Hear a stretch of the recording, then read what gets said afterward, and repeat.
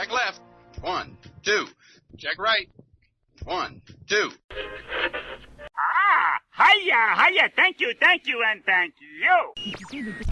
But the most exciting and by far the most important part of our Florida project, in fact, the heart of everything we'll be doing in Disney World, will be our experimental prototype city of tomorrow.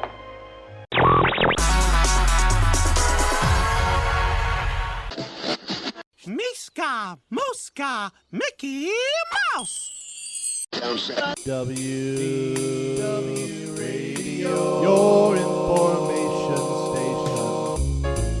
station. Hello, my friend, and welcome to the WDW Radio Show, your Walt Disney World information station. I am your host, Lou Mongello, and this is show number 542. And I'm here once again, not only to help you have the best possible vacation experience when you go to the parks, or in this case, the cruise line, but I'm also here to bring you a little bit of Disney magic wherever you are, not just with the podcast, but with my videos, live broadcasts on Facebook every Wednesday night, community, books, tours, special events, and more. You can find everything over at WDWRadio.com and be part of the community and conversation by going to WDWRadio.com/community. So this week, I invite you to join me aboard the Disney Magic on Disney Cruise Line as we recap and review Marvel Day at Sea. We're going to take a look at all the special activities, events, characters, dining, of course, merchandise, and surprises that make this cruise something that's not to be missed for any Marvel fan, even if you're not a Marvel fan yet. I'm also going to have the answer to our last Walt Disney World not-so-trivia question of a week, and I'm going to pose a new challenge, which is really easy, for your chance to win a Disney/Marvel Day at Sea very special prize package. Then stay tuned to the end of the show. I'll have some updates and announcements, including details about our next Meet of the Month in Walt Disney World, your voicemails, and more. So sit back, relax, and enjoy this week's episode of the WDW Radio Show.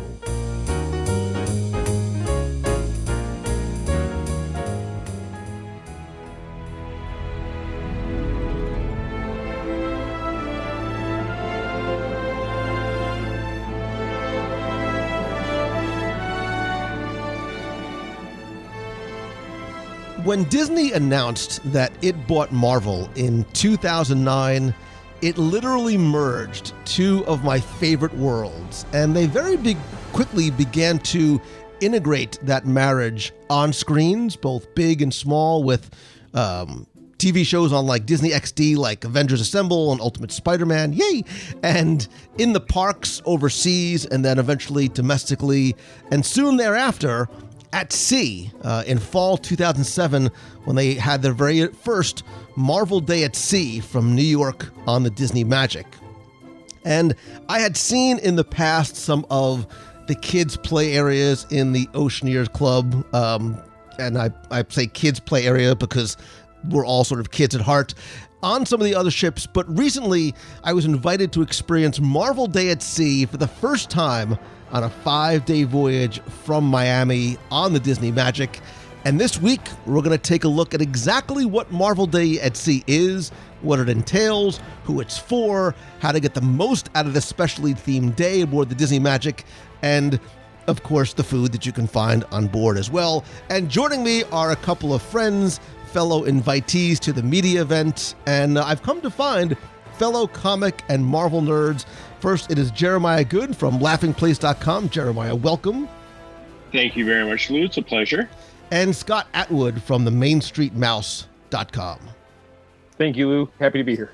It's good to have you guys. Like I said, we had a great time on the cruise. We'll certainly get to that. But as we've been talking, we've known each other for years from seeing each other at events. But obviously, this is not just the first time that you've been on the show, but we had a chance to catch up a little bit and find that, deep down we're all, and Marvel is like, being a comic book fan is the new black. Like, all of a sudden it's cool to be a comic book fan, and we're doing this over a video chat, and I can see in your backgrounds Funko Pops and collectibles and stuff like that. So very quickly, Scott and then Jeremiah, tell me a little bit about your Marvel and Disney fandom and how early it started for you.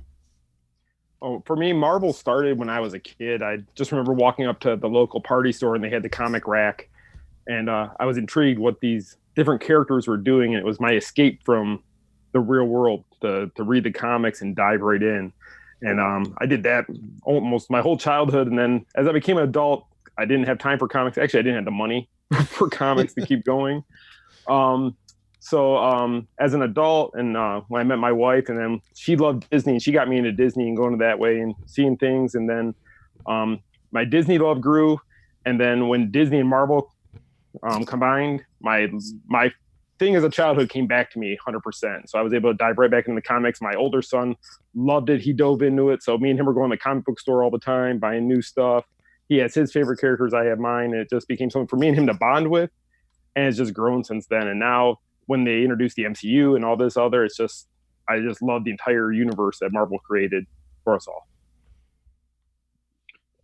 For mine, I started at Disney. Well, when I was a kid, I lived in the shadow of Disneyland in California. So each year from age 4 pretty much on, I would I do the yearly pilgrimage to Disneyland. So that grew my love. I can remember walking into a 7-Eleven down the street from my house when they used to sell comic books. Yes, they used to sell comic 7-Eleven.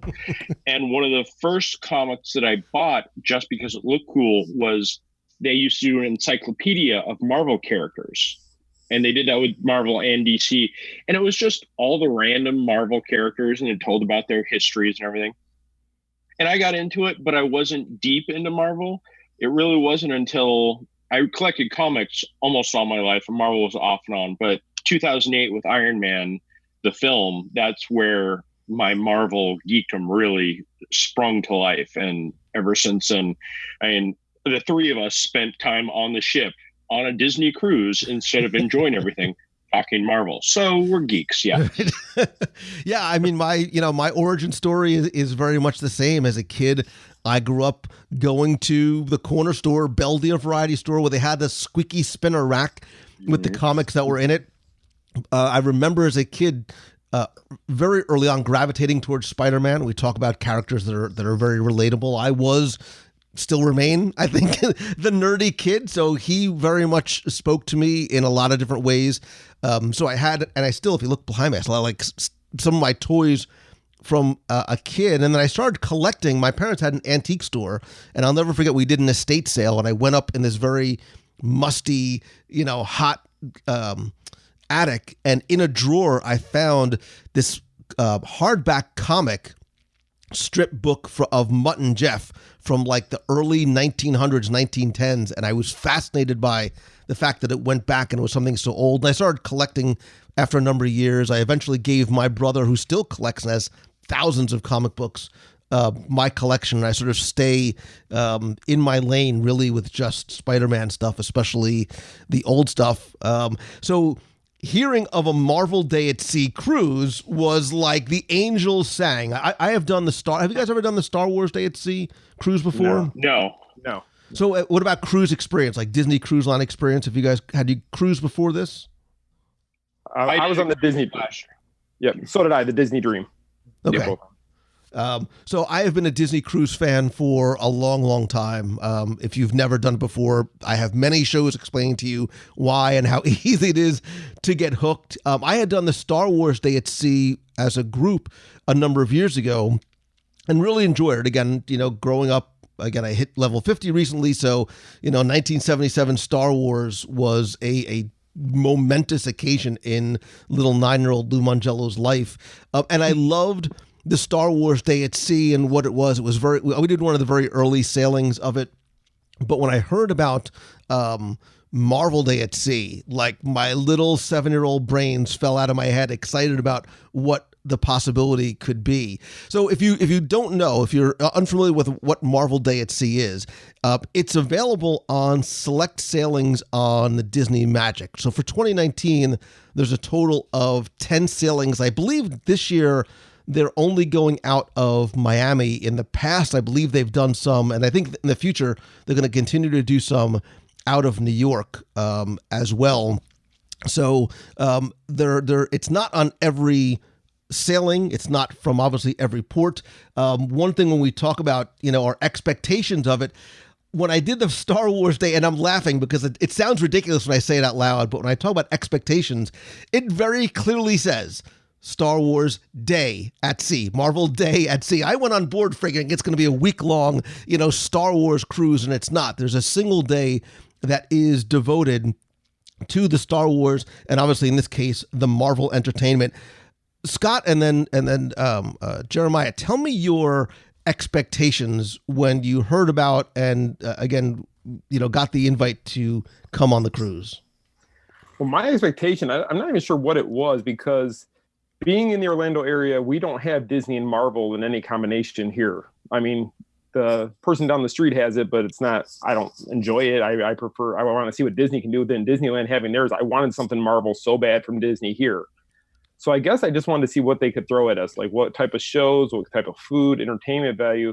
And I, like you, I was hoping it would be all week. I knew it wasn't going to be, but I was hoping we'd be able to get on the ship, and for a week solid, we would see nothing but Marvel. And being on the Dream before on a cruise, I kind of knew what to expect with Disney Cruise Line. So I was trying to use that as a gauge for what they could actually do with the shows and things like that. And my curiosity was aroused, though, for the nighttime show, what it was going to be on that deck, what we were going to see at the end of the day, what was going to be our cap for the finale, which we'll get into later. But that blew me away. So my expectations, I set them high, but Disney beat my expectations, I guess is the best way to say. I kept telling Michelle before we went on the ship, I'm like, I don't want to be disappointed. I don't want to set my expectations so high and then we get there, it's a letdown, and it wasn't at all. I wanted to go on another one the next week. I mean, it was just, I had so much fun, and if I could afford it, I'd be on all 10 of them. Or if we could have done back to back, we would have. Exactly. Just got right off, got back on. Exactly. No, I was very much the same as Scott, where I kind of had an idea. I did a little bit of spoiler searching early on to try to get the full details. I just kind of did a rundown going, okay, I understand, the Marvel Day at Sea, it makes sense. It's a day at sea, one of those filler days. But I didn't expect it to be so much. There was a media invite one day for the Star Wars Day at Sea, and we went, and I'm a Star Wars fan just like you, Lou. That changed my life. But for me, the Star Wars Day at Sea stuff, just they showed us, seemed interesting, but I just couldn't see it being as interesting for an entire day. Like meet and greets, yes, but we also know Star Wars inside and out. Marvel has, a million characters, and there's so much to see and do. I kind of went in going, okay, well, let's see, how bored I become midday. And the only reason that I became bored at some point during midday was because I ran away from everything because I was so overwhelmed. But my expectation was lower than when I walked on than I should have been. And I was blown away just like Scott. Yeah, I kept my expectations in check, although my internal nerdy giddiness was like, the dial was turned up to 11. I ended up going with my son. So we were really excited. He's a huge comic book fan as well. So not only was this going to be a great father-son, bonding experience, but it was over Marvel. So we were ecstatic. Just like on the way down to the ship, we were listening to all the Marvel movie soundtracks and just talking about stuff and reading comics in advance. And we got on super early because I couldn't wait to get there. I couldn't wait to see what was what, and fully expecting not to see any Marvel stuff until the Day at Sea on Wednesday. But even when we got into the atrium, they had that cool photo opportunity backdrop that was there in the entire cruise. And it was almost like it was like a coming attraction poster, like this is just a hint of what's to come. It had nothing more than the logo and some symbols from some of your favorite characters. It's that great sort of, Instagram purple gum wall photo opportunity backdrop. But it did, that got us excited. And every single day we almost, we wanted the days to go faster so we could get to Wednesday as soon as possible. No, I was just going to say that I was the same way when I walked on the ship and I saw the display to take your picture by, and we had to go down a level to get there. That was the first picture I wanted on the ship because I told Michelle, I said, I want to get it now. There's nobody else here. Come take my picture. I had to have that just because to me, that was like, okay, this is going to be the start of my week. This is for me. Marvel is what I wanted to see. So for me, seeing that right at the beginning, it set my pace for the week. And we were clearly not alone. We walked on board, my son and I, wearing Marvel shirts. We were certainly not alone in terms of a lot of people that I think we're doing it because they're fans and sort of letting other people know, like, hey, I'm on board for this cruise, but I'm staying for the Marvel stuff. And obviously, when Marvel Day at Sea came, it was it was grown exponentially in terms of the number of people. And we'll talk about the guests as much as we will the cruise itself. But I'll tell you, that morning, it was like Christmas Day for us. Like, my son and I couldn't sleep, so we got up early and just couldn't wait to get out up on deck just to start to see what, if anything was happening already. The first thing that we noticed, because we did get out so early, were some of the decor and ambiance around the ship. And there wasn't a ton. I don't know what, maybe in my mind, I sort of just wanted it to be, decorated like Marvel all throughout the ship. It wasn't. There was a number. New York. Yeah, right. Well, we did see that in some locations, right? We'll sort of get to what they did in some interior locations. There were banners located throughout, and this, I almost made a really bad Bruce Banner joke, but I won't. But out on deck 10, deck 9, as well as outside of cabanas, there were sort of a lot of standee banners for a lot of the different characters in the MCU. And later on in the day, like, my son and I were like, where's the music? Like, where's the visuals? And later on in the day, they started not only playing movies on Funnel Vision, but just some background loops of Stark Industries and some things like that. And then as the MCU music started to play throughout the ship, that's when he and I sort of looked at each other like, all right, like, things are going to start happening. And one thing I noticed, speaking of the overhead music, I don't know if you guys were paying attention, throughout the day, especially early on, there were a number of overhead announcements over the PA. Those were great. Right? About the Stark Expo and Peter Parker.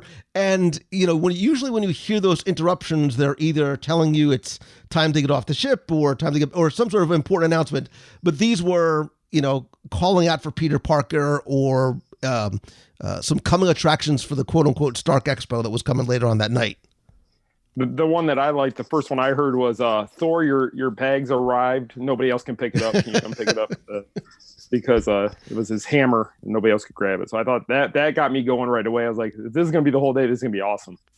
Yeah. I was much like you, Lou. I got up early and was walking the decks. And I can remember coming out of cabanas and seeing the different banners as I'm walking it. And it helped build the excitement. And then, of course, we all got to meet some of our favorite characters first thing in the morning. Yeah. Well, I mean, we all, as right before we started recording, we all sort of held our navigators up to the camera because that's really the thing that got us ready for the day. If you've never cruised before, you get what is now a one-page navigator, which is your schedule of the following day's activities in your stateroom at night. My son and I went over it like we were huddled around it, like it was the Sears Christmas catalog or the Toys R Us Christmas catalog, going through and circling some of the things that we wanted to do. And the first thing that I noticed was, holy cow, there's a lot of stuff going on, starting from very early. I think it looks like 9:00 in the morning is really when the Marvel stuff kicked off. And that's one of the things that got us probably up very early so we wouldn't miss anything, although we did.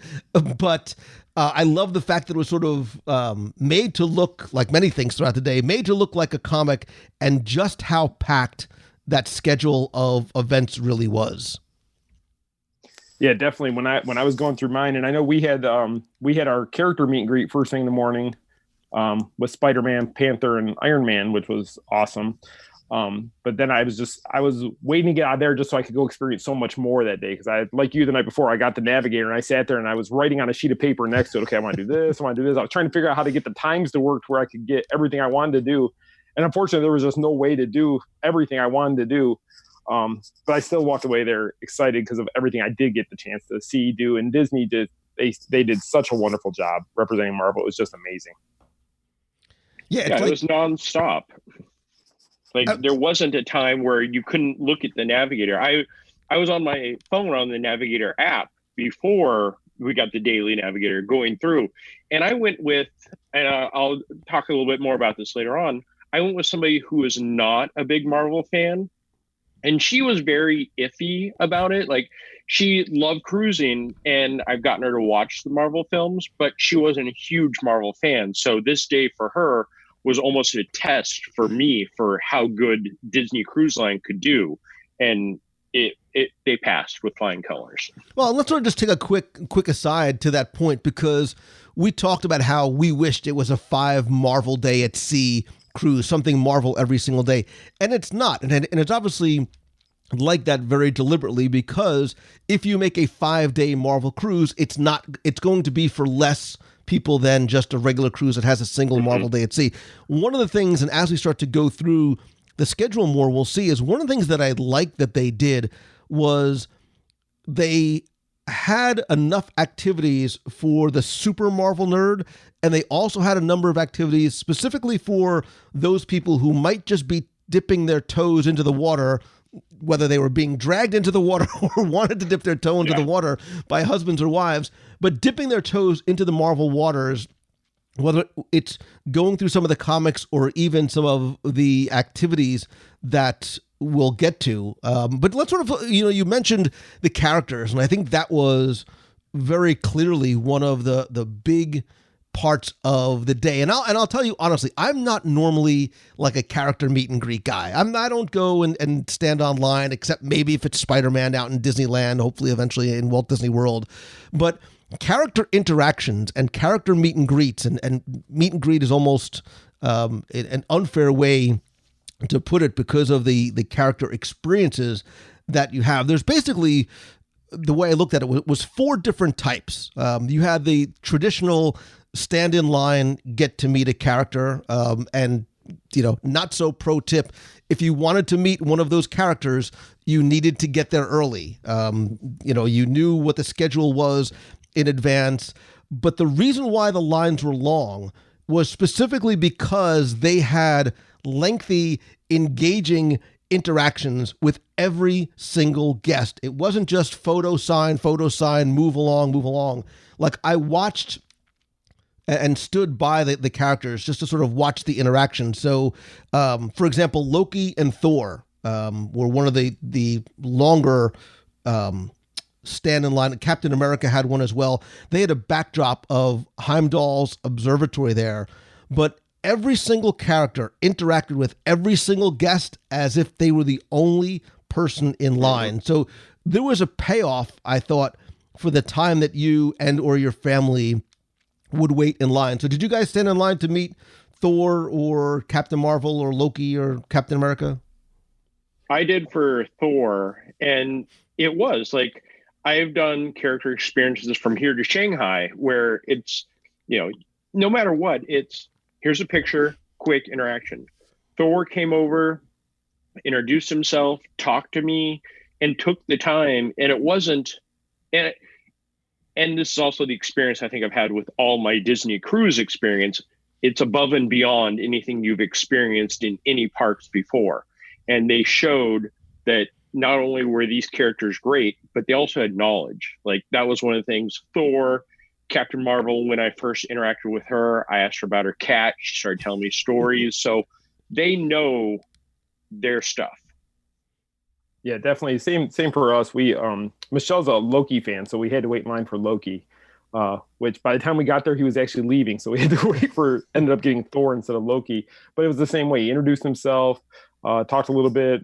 He was Thor. I mean, he knew Thor's history. He knew what he had been through. And I thought it was great on Disney's part that they actually educated them so much that they could share all those experiences with us that they've been through. Scott, what do you mean? They are. Right? What are you talking about? They're Thor. That's right. That's well, and they have to be, right? Because you know that you're going to get, those of us and even the kids who know more than the parents about the characters and who they are and their cat's name.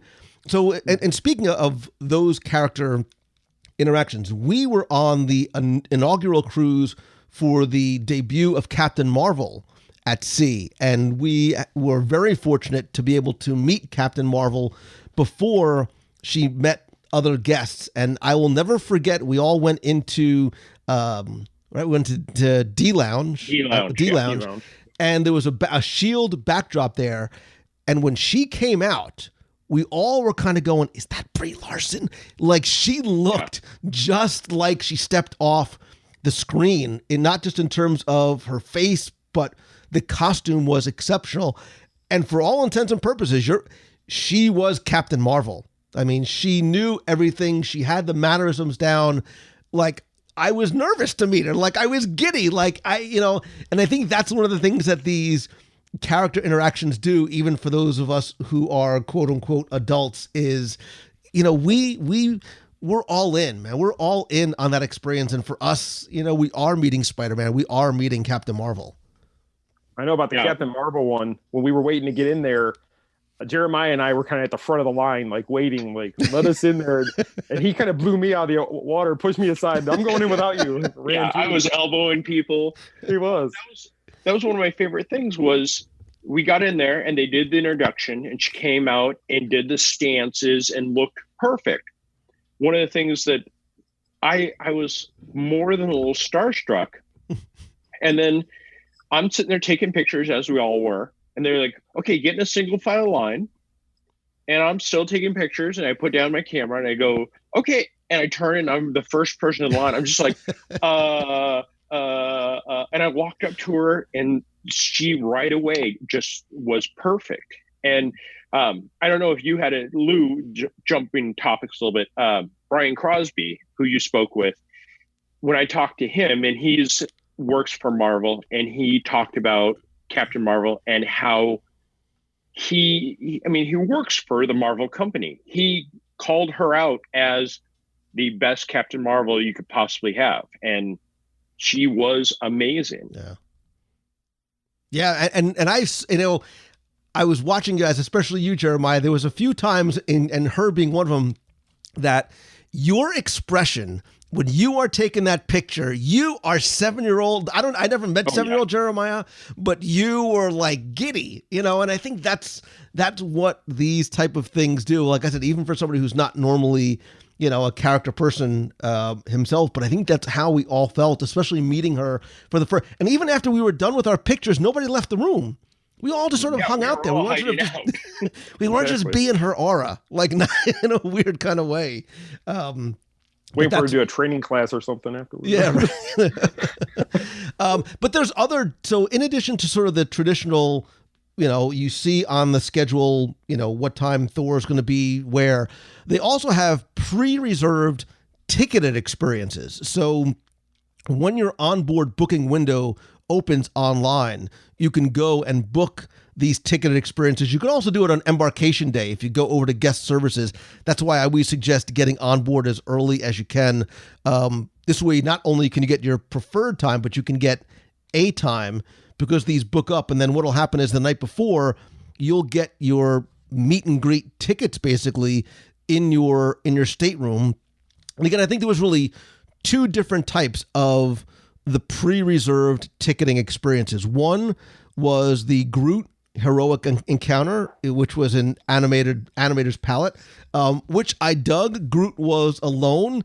He speaks, and he was Groot. Everything he said was completely appropriate, which is I am Groot, but it made perfect sense to me in context. Again, we had time. There was a themed backdrop to meet him, but for me, it was that D Lounge Mission New York heroic encounter with Spider-Man, Black Panther, and Iron Man. And I almost have a tough time calling it D Lounge because they blacked out all the doors and all the windows, and you walked in and you did not recognize that that was the same D Lounge space. No, it was the same lounge we were in when we met Captain Marvel, and it looked 100 times different. So I walked in there and I was like, oh my gosh, this is just the most awesome. And I felt like I was 7 years old again, seeing these characters and being able to go talk to them and take a picture. I was kind of nervous. I'm not gonna lie, I was nervous seeing these characters. Well, it was dark, right? They had all the lights down, and they had some themed lighting, and they had the Marvel music in the background, and there were the 3 different appropriate backdrops for each of those characters, and we sort of met them in order: Spider-Man, then Black Panther, and then Iron Man. I want to hear from you first about what your experiences was. So Jeremiah and then Scott, tell me about your Mission New York Heroic Encounter meet and greet experience. Well, my experience, I think, was much different than anybody else's. Last year at San Diego Comic-Con, Marvel they always put out special merchandise, and I bought the hot ticket, which was an I Survived the Snap shirt. And it had Thanos' glove. So I'm the first, I'm walking and I get up to Spider-Man and he looks at my shirt and he just kind of goes, oh, so I gave him a hug. So we interacted a little bit like that. And, he was Peter Parker. He was like, I would have paid money to see him take off the mask and it wasn't Peter Parker. He was great. And again, they knew everything. Went over to the King, and he had to do the Wakanda Forever salute and take the picture. And he also got a hug because, surviving the snap, I was lucky. It's such a unique thing with those characters, especially since people in Florida have not experienced in the Disney parks the Marvel characters that can talk to you. So it's Spider-Man walks up with a mask.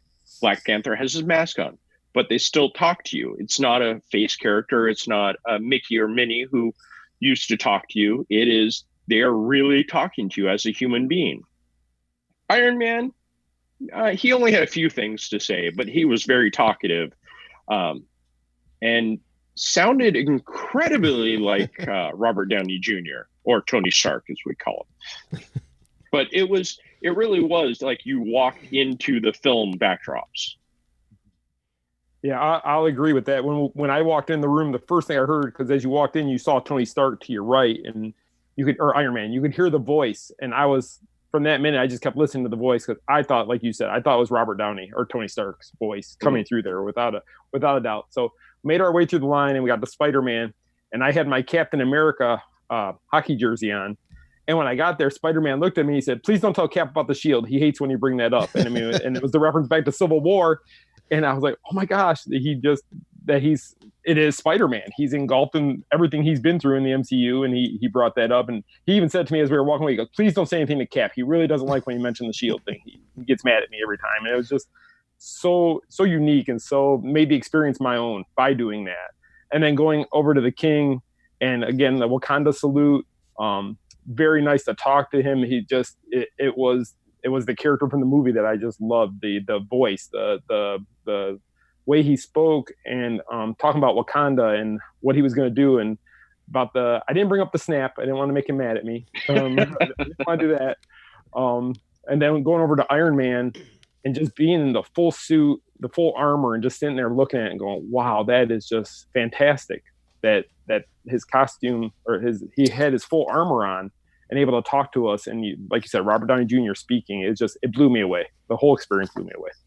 So we all mentioned something that we sort of glossed over. We all woke up that morning, we all packed our bags appropriately and made sure we had something Marvel related on once or sometimes a couple times throughout the day. You had your hockey jersey, you had your shirt.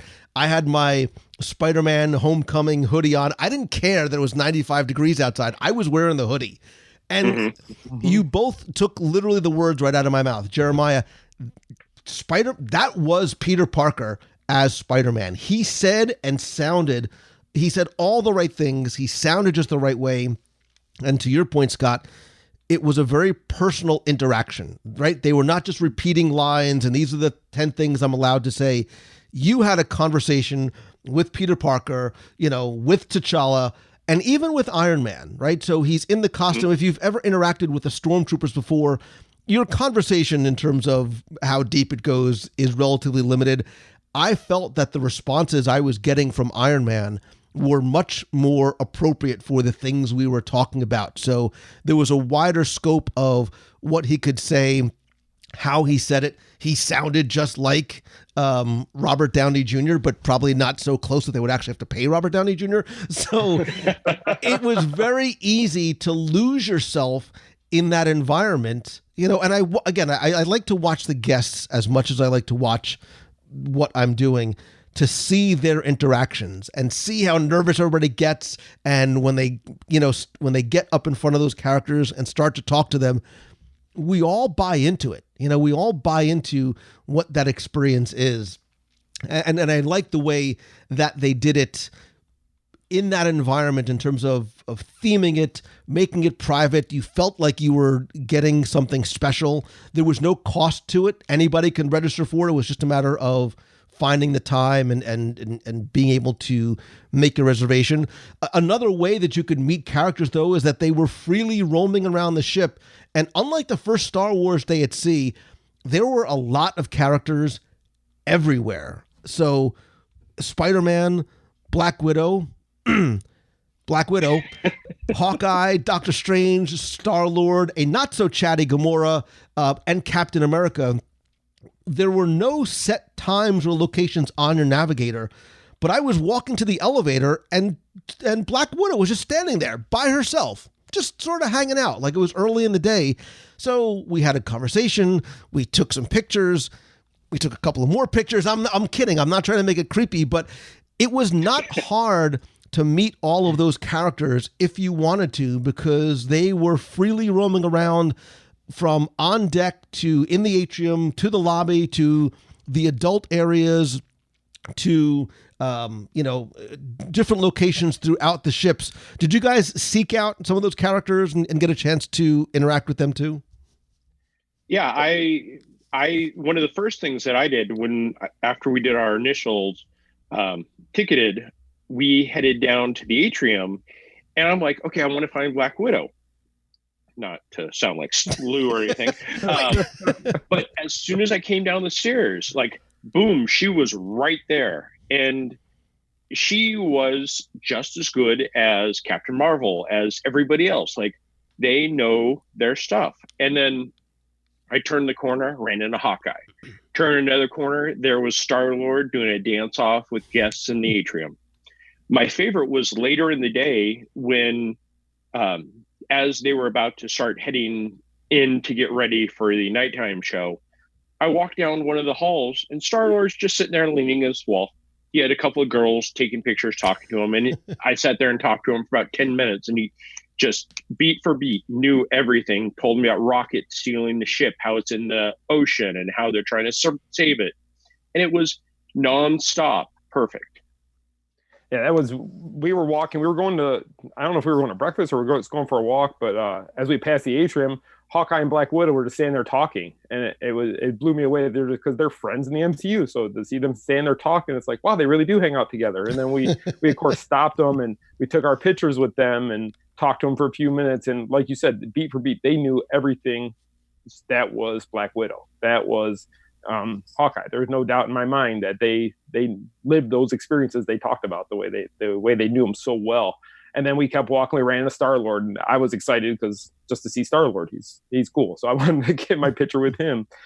And it was fascinating to see the characters just wandering the ship, that they weren't, he's going to be in this spot from this time to this time. It was just, they were out throughout the ship. You never knew when you were going to run into him. Doctor Strange was the same way. When I ran into him, he was just walking, and I was like, oh my gosh, Doctor Strange. And he goes, hello, and turned around. We took a picture really quick, and then he kept walking. It was just, I enjoyed that so much. It was so much fun. Well, and I like those encounters because they're surprises, right? They're not things that, okay, we've got our schedule laid out. This is where it's going to be. Right. When you get those surprise encounters, and it was, OMG, take my camera and take a picture because here's Star-Lord or Spider-Man.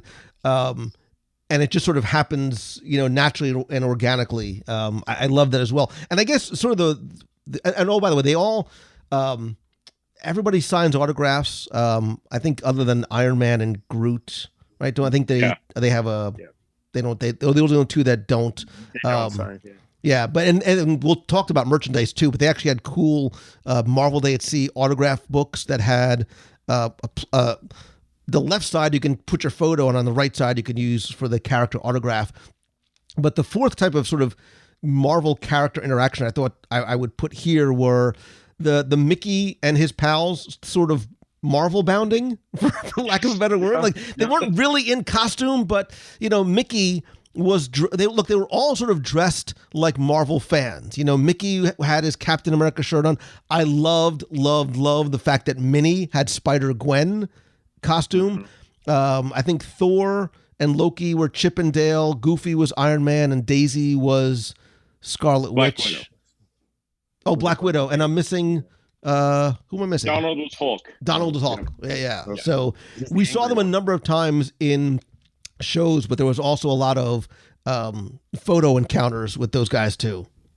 Well, the way I took it was they were kind of just like us. They were fans of the Marvel characters, so they were walking around just like we all had our shirts on or our hoodie or whatever of our favorite character. They were wearing their favorite character as they toured the ship. So I just thought it was cool that they stepped out of the spotlight for that day almost, and the Marvel characters became the spotlight for the day. Is the way I took it.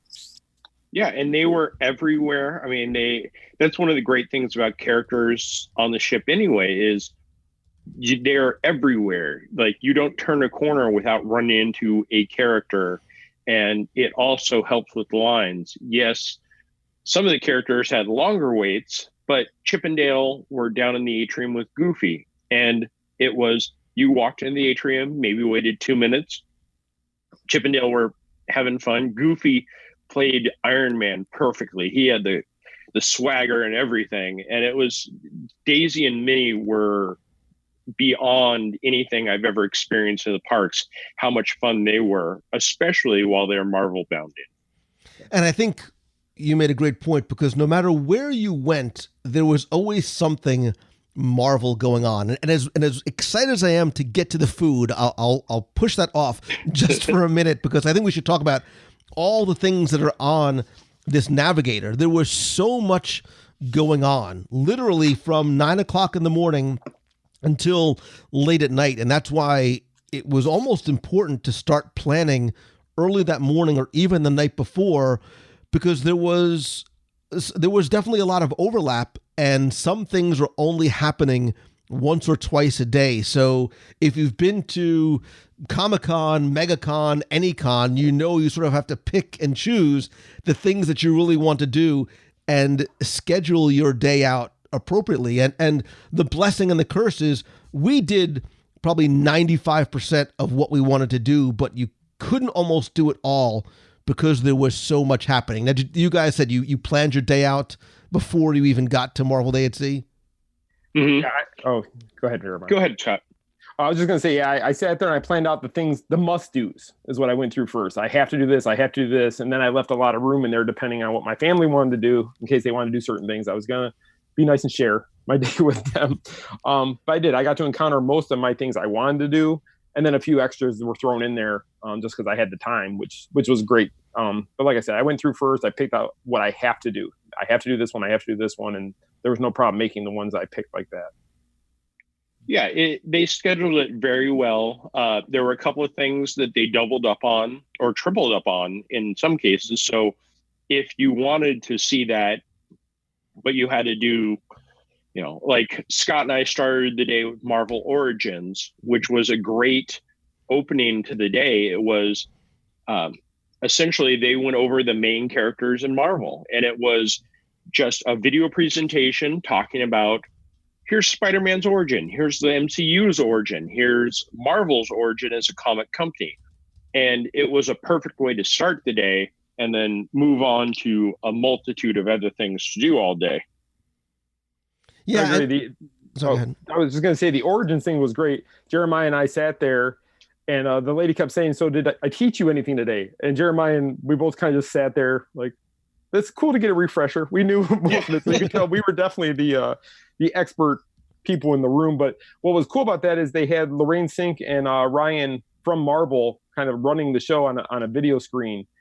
going through the origins, which I thought was really cool to see them up there. People that we know from Marvel presenting Marvel on the ship, which was awesome. Yeah, so they had, and obviously it was perfectly appropriate to start the day with that. And I saw it as well a little bit later on in the morning. I think they ran that 2 or 3 times during the day. I saw it later in the morning, and I loved it because, yeah, we know 99.99% of the things that they're going to cover, but we just wanted to hear them talk about, wanted to see the images on screen, want to hear those backstories. And again, I watched as much of the audience as much of the presentation. This took place in the Buena Vista Theater. It was appropriate for all ages, which I loved. So little kids and entire families were in there. And unless you had a different experience, like everything else, there was never an issue getting into something where you had to line up a half hour before or you were not going to get a seat. There were plenty of seats available for that, as well as pretty much everything else we encountered throughout the day. And I think because they had such a wide variety and it was spread out so much. Yeah, and they also doubling up like Origins and the other things were, it's Disney. They know how to plan this, and they planned it perfectly. They didn't put Origins in the Walt Disney Theater, which is the huge theater, because they didn't expect 2,000 people to come and see it at one time. But it was always just the perfect setting for really one of the best presentations each day or each hour. I agree 100%. They planned it perfectly. They didn't. They put the resources where they needed them the most. And then the other thing that was going on the whole time where the Marvel movies were playing throughout the day too. I mean, it was just, if you didn't know Marvel, it was great. And if you knew Marvel, it was still great. There was just so much for either way, but Disney planned it perfectly.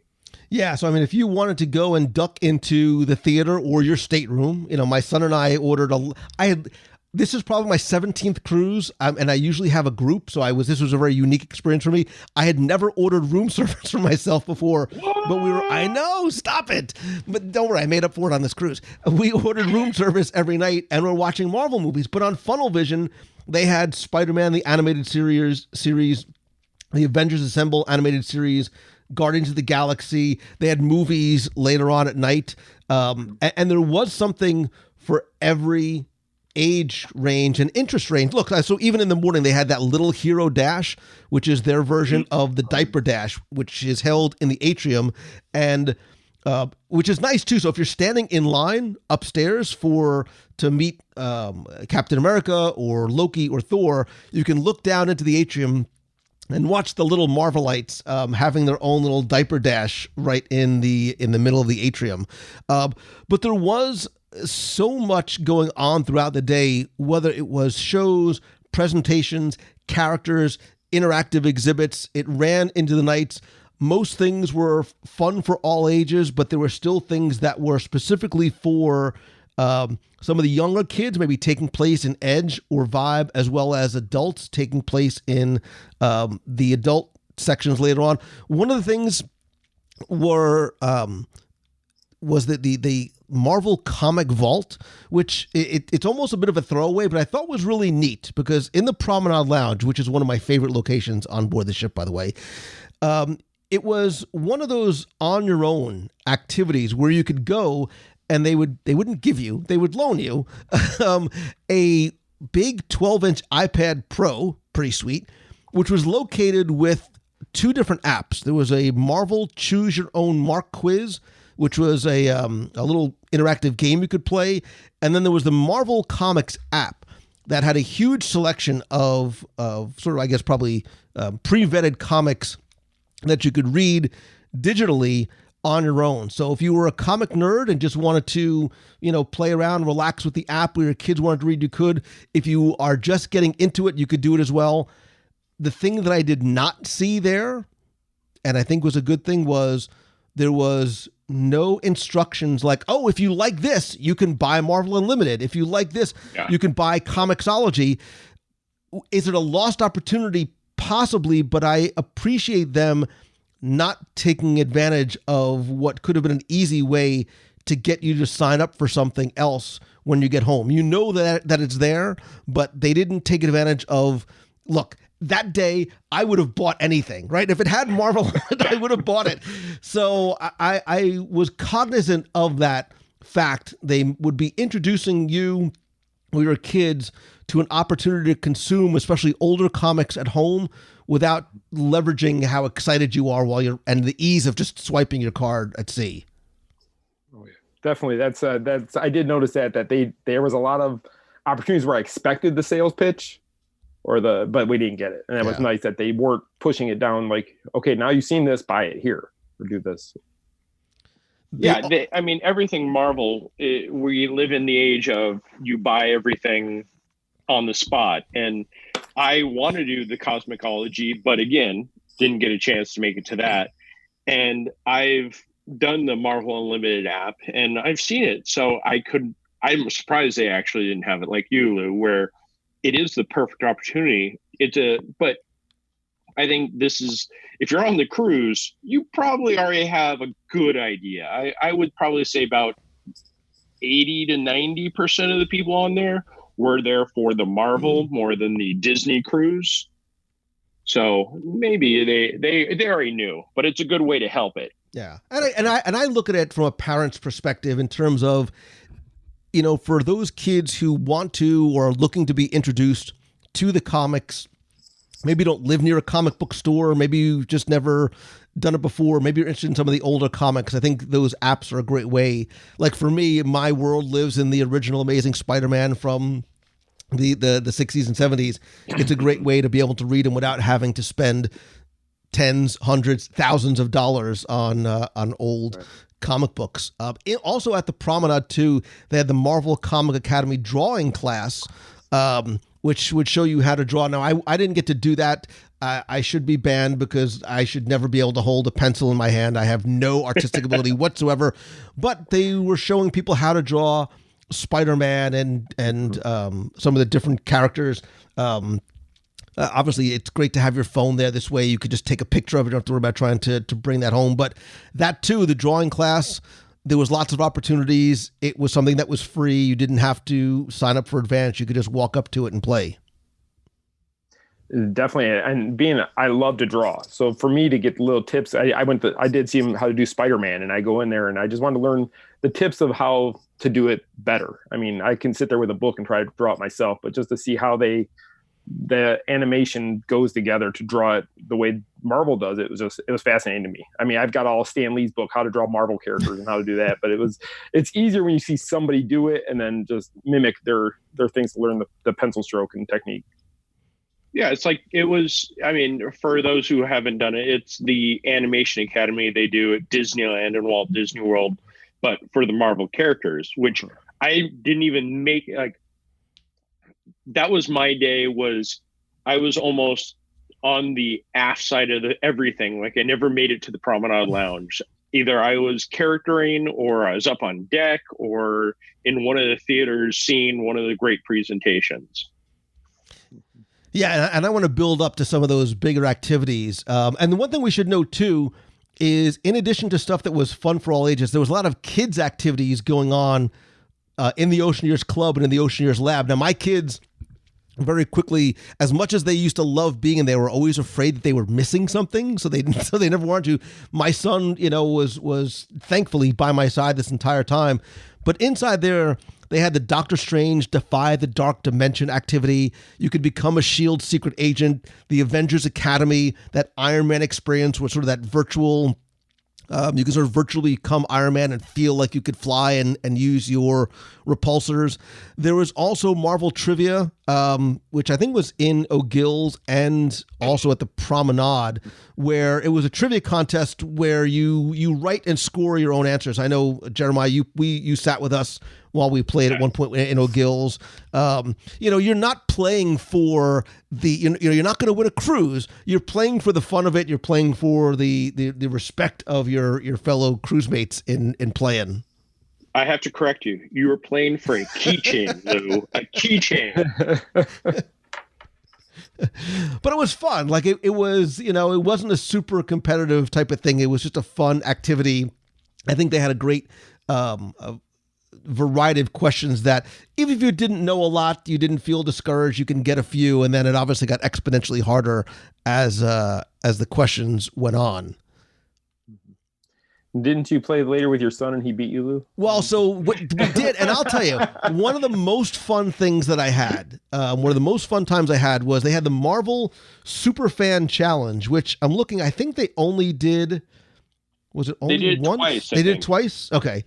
So the Marvel Superfan Challenge was really, really neat the way they did this. This took place in Fathoms, which is in the adult district. It's a large venue where everybody gets a chance to play at the very beginning. Everybody's given a little handheld device that lets you punch in, your multiple choice answers.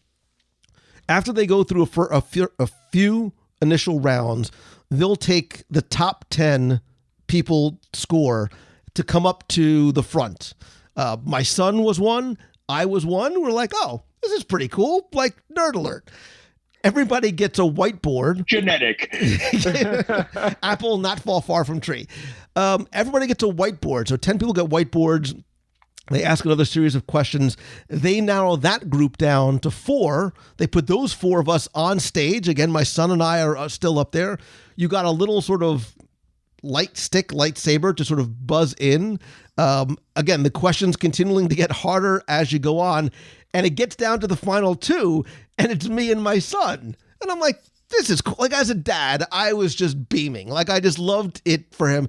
So the final 2 stand in the middle of the room, and up on screen, they have a quickly rotating set of images, and you have to try and identify the most number of Marvel characters that you can in that 30-second time. And now, these are not just ones, they're not going to show you Robert Downey Jr. from the movies. It's MCU, it's from the comics, it's from some of the Netflix stuff. It got very nerdy, very, very fast. Like, it is a super fan challenge. And my son beat me. Like, he legit beat me. After we were done, he's like, Dad, did you let me win? I'm like, no, dude, you smoked your dad, like, fair and square. And you were playing they gave a really cool hat and a mug as well. And I loved every part of this, like, not just because, we advanced, but I love the way that they did it. Everybody could play. The people who were in the audience were still participating, and I'm going to get all choked up. Like, from a dad perspective, I was so happy for my son, because that night and even the next day up on Castaway Key, people would see him and be like, oh, you're the kid who won. Yeah, you beat your dad. Like, it was such a good moment for him. He felt so special, and I thought it was really neat. And I love how it was something that a large group of people could participate in as well.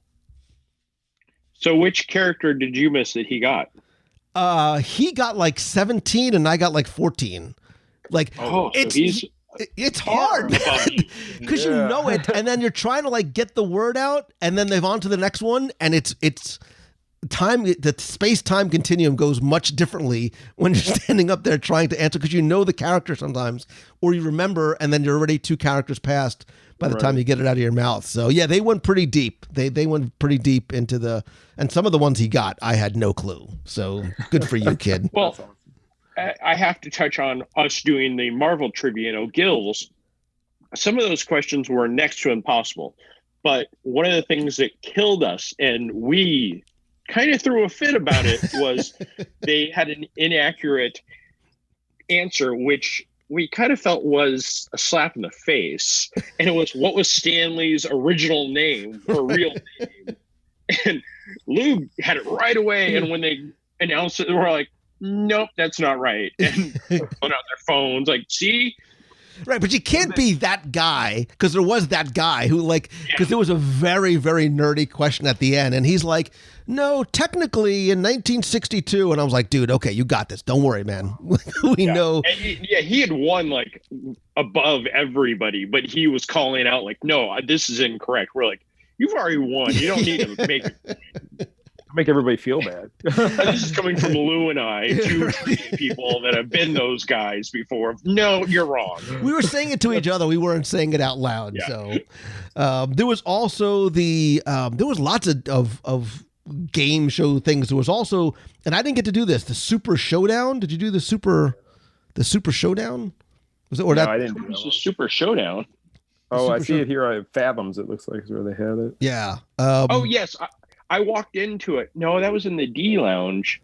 The D Lounge had one also that was maybe that's more of a family, not Family Feud, but Jeopardy, but it skewed more towards the younger crowd. Okay, so yeah, so something because the kids, you know, if some of the younger kids would have had a tough time participating in that one.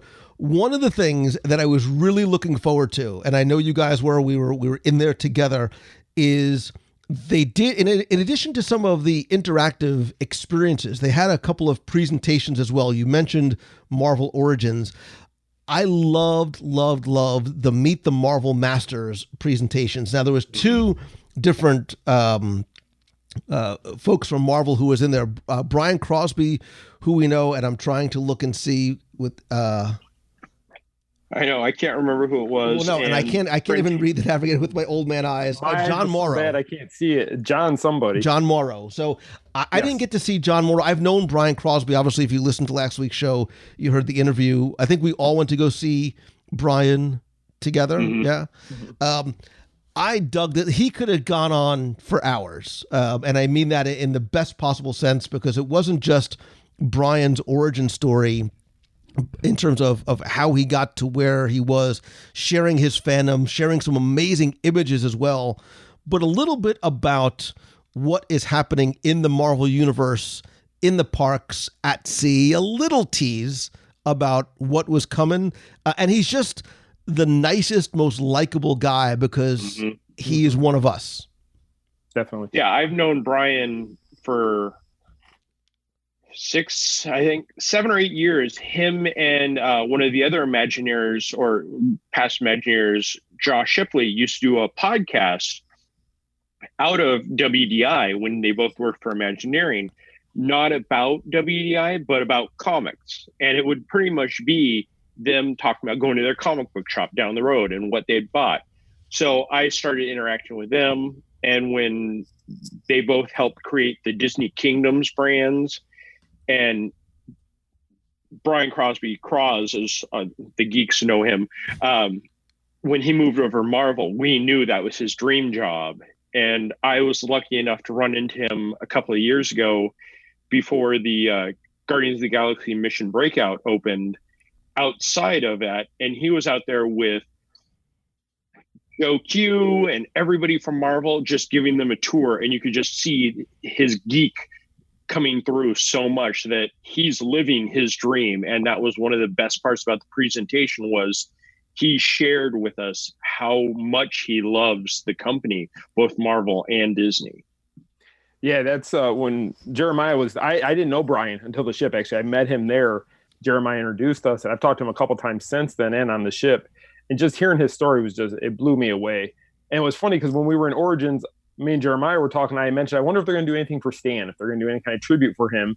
And then when Brian started his presentation, that was the first thing he did. It was like about a 3-minute dedication to Stan. And all I remember, Jeremiah looked at me kind of like, it was like, there it is. We both were kind of waiting to see something with Stan, and we got to both see it at the same time, it was just really cool. But just to hear his story of how he started, and then learning his backstory about how he became an Imagineer and going from there, it's amazing.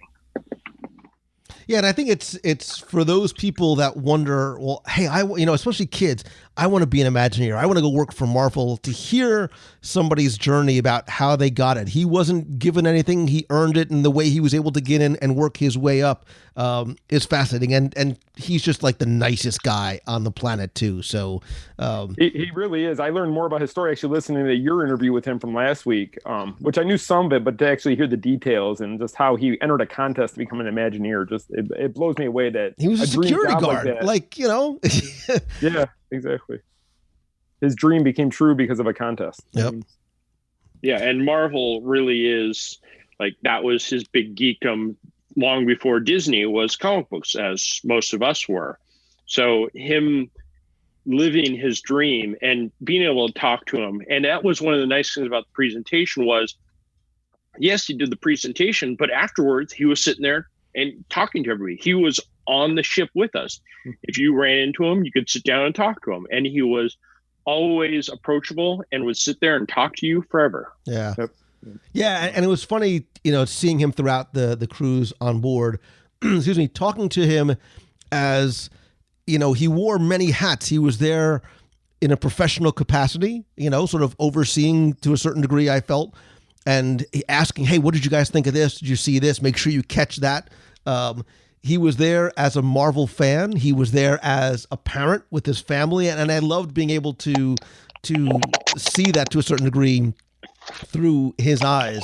But there was actually, but wait, there's more in terms of entertainment and shows. And one of the things, and I'm sort of going in a weird order because I didn't know whether to put this in sort of the, activity category or the entertainment category, but late night on the Disney Cruise Line, if you've gone in the past, sometimes you'll go to places like Fathoms, you'll go to Evolution on the Dream, some of the bigger clubs sometimes are not super busy. Like people are either tired or they're just going to some of the lounges. If you went to Fathoms the night of Marvel Day at Sea, I have never seen it as packed and as high energy as it was, because I don't know if you guys went there. They turned it into the Ravagers Club that night from Guardians of the Galaxy, and Star-Lord was there. Star-Lord was there, obviously, dancing with everybody. Gamora was being Gamora, arms folded, staying off to the side. But throughout the club, there was probably 5 to 7 Ravagers who were climbing on chairs, sitting down next to you, interacting with you, yelling out every time Star-Lord or Song talked about dancing. Ravagers don't dance. I dug it so much. They also obviously had a themed menu with drinks like Mr. Blue Sky, the Sovereign, Guardian, Spaceship, the Infinity Stone. So there was a themed menu, but there was a different type of energy in that space by calling it the Ravagers Club, by having a little bit of theming, and by having those characters in there.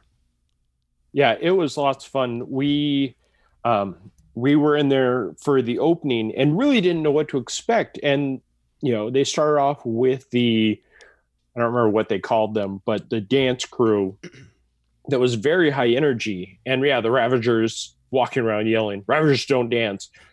Matt, our entertainment host, was hilarious because every time they'd yell, they're like, okay, we understand. We get it. Stop. Other entertainment that was going on throughout the ship, like we said earlier, there were movies and an animated series on Funnel Vision in the Walt Disney Theater. Like my son and I went to go see Infinity War at like 11:30 at night in the Walt Disney Theater.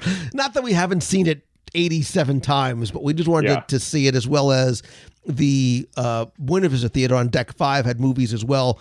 But there was a lot of different live action shows that were going on throughout the day and the evening. One of them was the Doctor Strange Journey into the Mystic Arts at the Walt Disney Theater, where this is where I wish I was a kid, he would pull up maybe 15 to 20 of the younger guests. I meet the height requirement, not the age requirement, onto stage. Don't laugh. And he taught them some of the mystic arts. And I dug this show because I thought it was the perfect length. The kids were involved. There was great effects going on stage and around the theater. And it was fun, whether your kid was up there or not. If you were a Marvel or Doctor Strange fan, I thought it was a really fun show. Yeah, I only got a chance to pop in there a little bit. I had seen the shorter version that they did at Disney's Hollywood Studios 2 summers ago with the Mystic Arts. So I kind of expected that similar thing. Not at all. The interactive and the multimedia of it was amazing. Like they turned the Walt Disney Theater into the Sanctum, and Doctor Strange was doing everything, teaching the kids amazing, the mystic arts. And it was, again, they sold it so you believed it. It wasn't a halfway effort. It was full or nothing. Yeah, it was a full show. It wasn't geared towards the kids or the adult. It was for everybody, and it was enjoyable. And like you said, the effects they were great. Actually, I loved the show.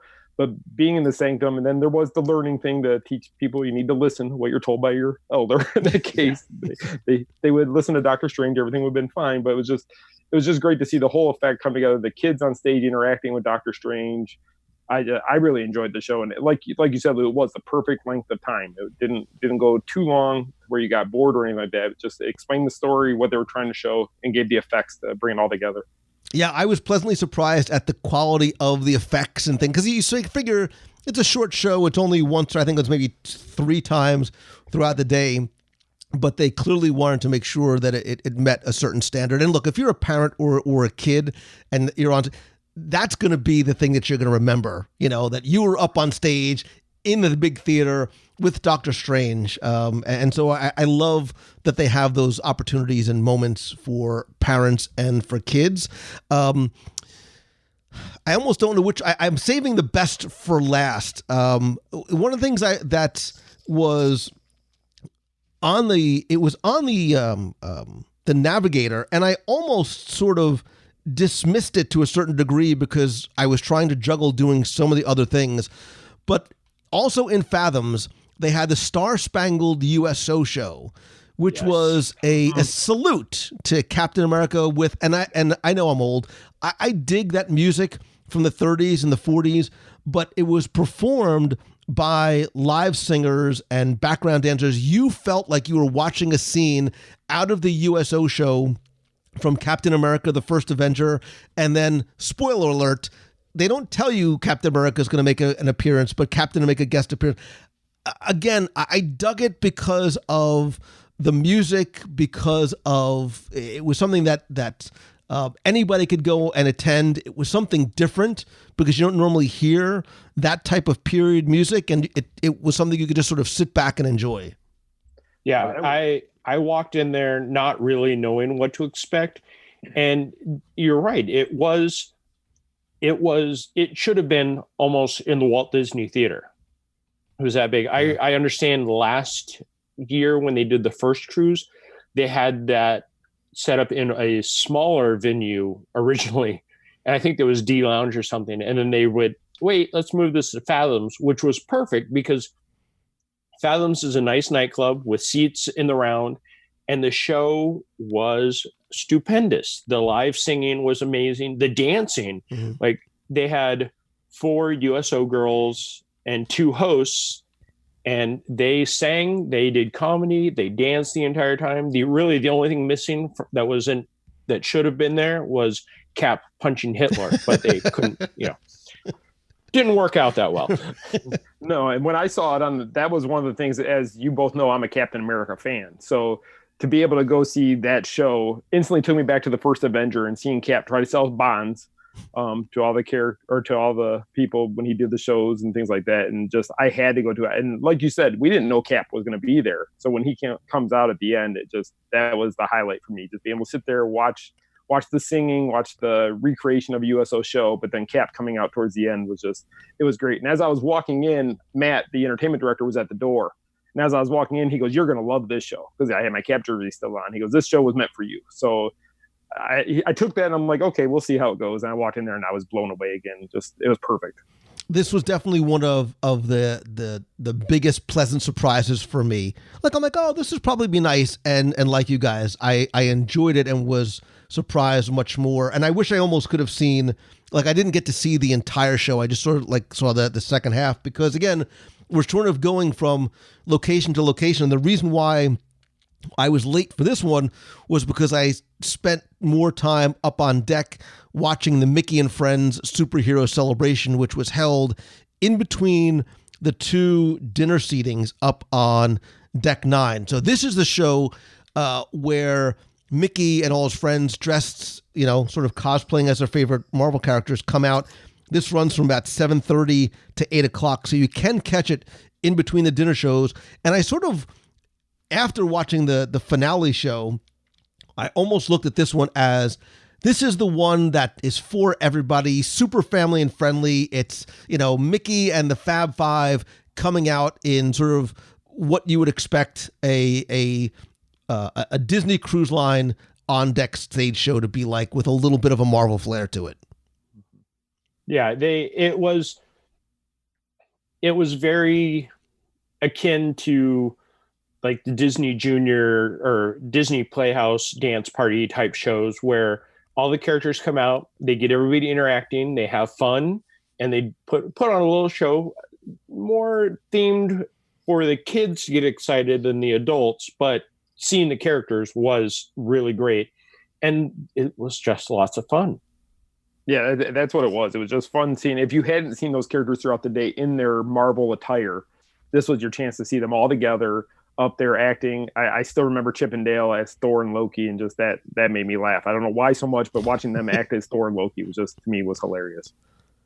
Right. And on a normal cruise, like, that would have been the way to end the night. You have Mickey and his friends come out, they do their stage show, it's fun for the whole family, you see the fireworks and go on about your evening, or call it an early night.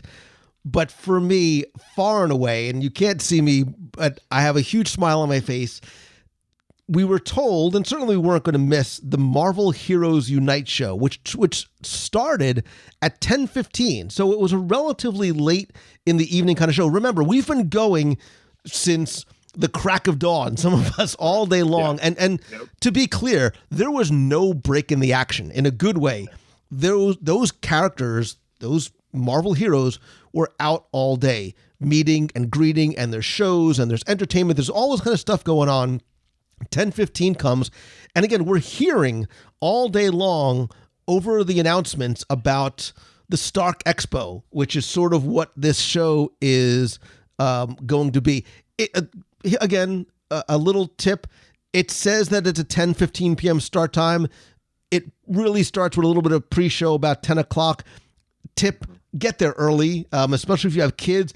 I love that they had a little kid zone right on deck that was sort of taped off and roped off just for little kids to sit front and center, like very much into the action. Look, this is the grand finale of the night, and it, without question, for me, lived up to that hype. Yes, it is this sort of epic battle between the superheroes and villains, but what I loved seeing was the kids on the ground in costume, the adults in costume, but it was unlike other shows where it's the action taking place up on deck. They integrate those live performers with the screens on funnel vision, and I love how they were showing quote-unquote live action that was taking place elsewhere on the ship.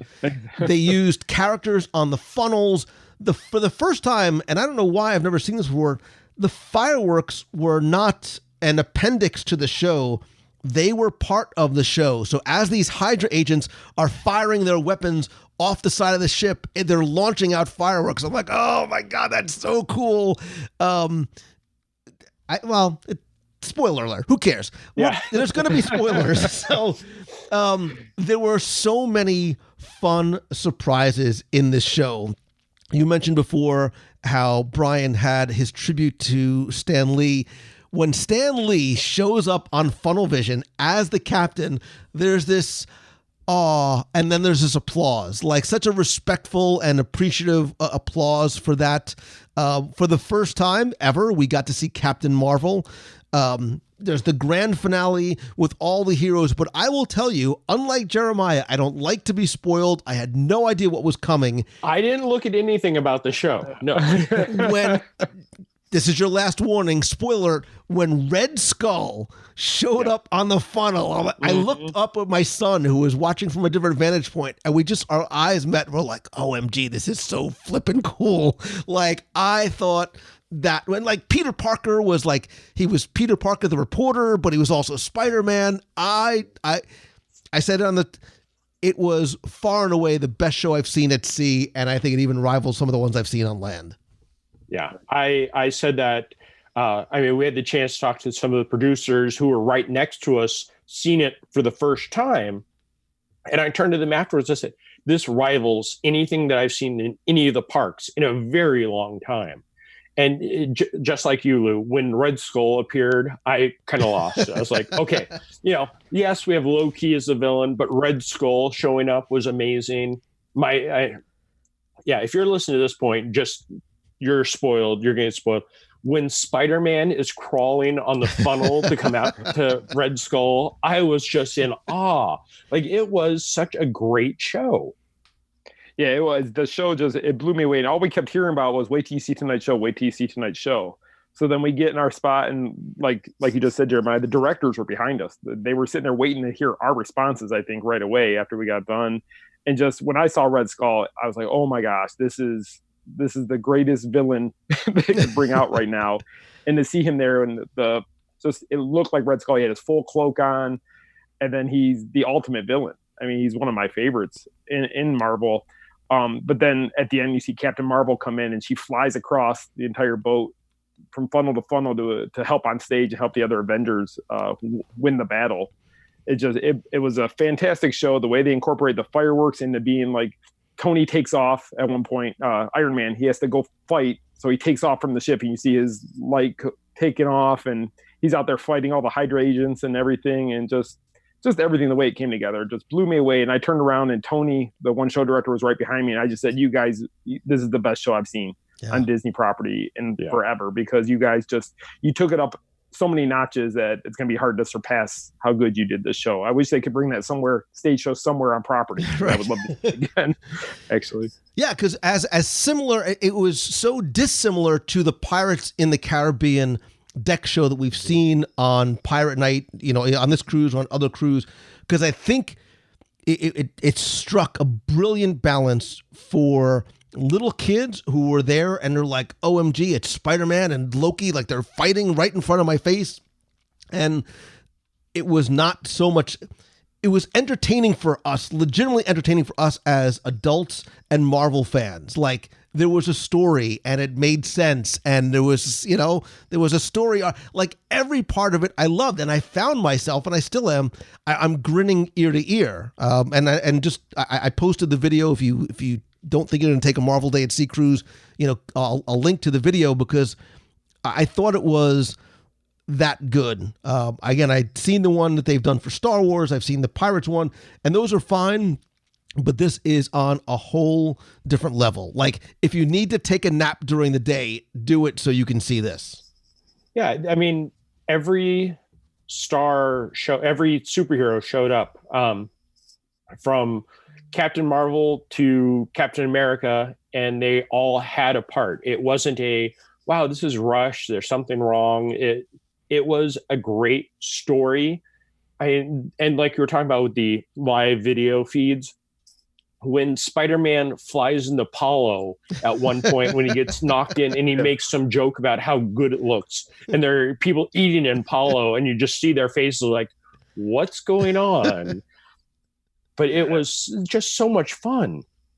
That's what it was. The show was just a fun show to sit there and watch. And we're sitting there all trying to record it, but I was trying to also enjoy it every minute I could, because I knew I wasn't going to be able to see it right away again. Yeah. And it just, I can't say enough good things about the show. Honestly, it was the best performance I've seen, and to do that on a ship. Yeah, I mean that's what blows me away, that they did this on a moving vessel in the ocean, and it went off without a hitch. It blew me away.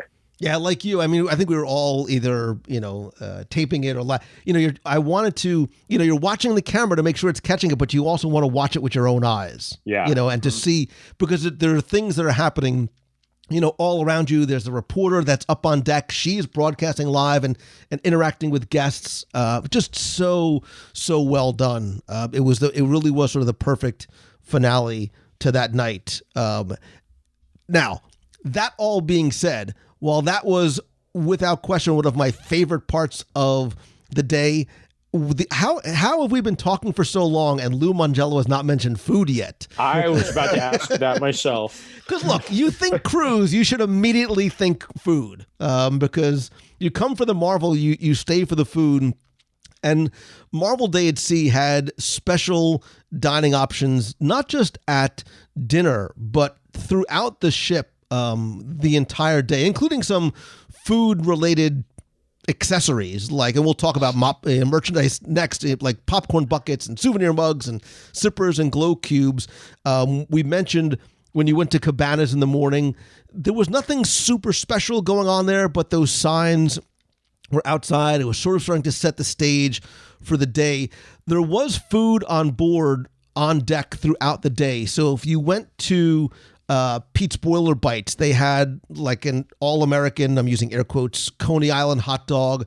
They had a Mark 44 burger that had pimento cheese and bacon. It was on a red bun, which I guess was Iron Man-ish, Captain America-ish. They had shawarma, which they always have, but it means more on Marvel Day at Sea. They also had 2 cocktails. They had a non-alcoholic You Mark already 7. had 2 of the other alcoholic ones. Which was a fruit juice one, and they had a Hulk Smash, which was an alcoholic beverage. We mentioned the Guardians of the Galaxy menu for drinks. Were there any other on deck? I can't believe I'm asking if I missed any food, but did I miss any other themed food throughout the day other than what was at dinner? At the pizza window, I know they had Captain America Shield pizza. Yes, that looked really cool. Yeah, so they made his with blue, I think it was blue corn chips on it to kind of bring the colors together to make it look like his shield on the pizza, which I sampled and it was good. So. How did I miss that? I didn't do my job appropriately. But so, as you know, on Disney Cruise Line, you are on a dining rotation.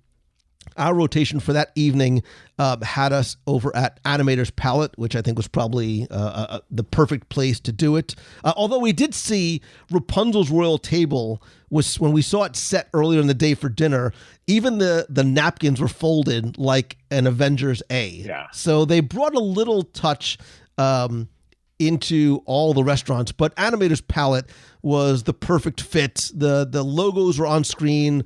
The Marvel scores were playing in the background. It was the ideal location for a comic book themed dinner experience. And I wanted to take a menu with me because it was in this high gloss sort of multi-page comic book format. I took some of the kids' menus you could take because one was shaped like Captain America's shield, the other was like Thor's hammer. They had little activities and stuff on it. The servers were dressed in Marvel ties and Marvel vests, but I loved, and I know it's silly, but I just thought the menu was so cool, not just because of the items on it, but the way it looked like a real comic book. But yeah, the attention to detail was amazing that they would actually create a comic book of your menu for the night. It was just, I wanted it as well. So we were thinking the same way there, Luke. So I wanted to take that home and put it in my collection. Yeah. I was just bringing up my picture of it, and it's Marvel Day at Sea. It has Ant-Man above the Marvel. It has all the characters around it. And my favorite parts were in the upper left-hand corner where they usually put the price and the date. It had July 1998 for when Disney Cruises launched.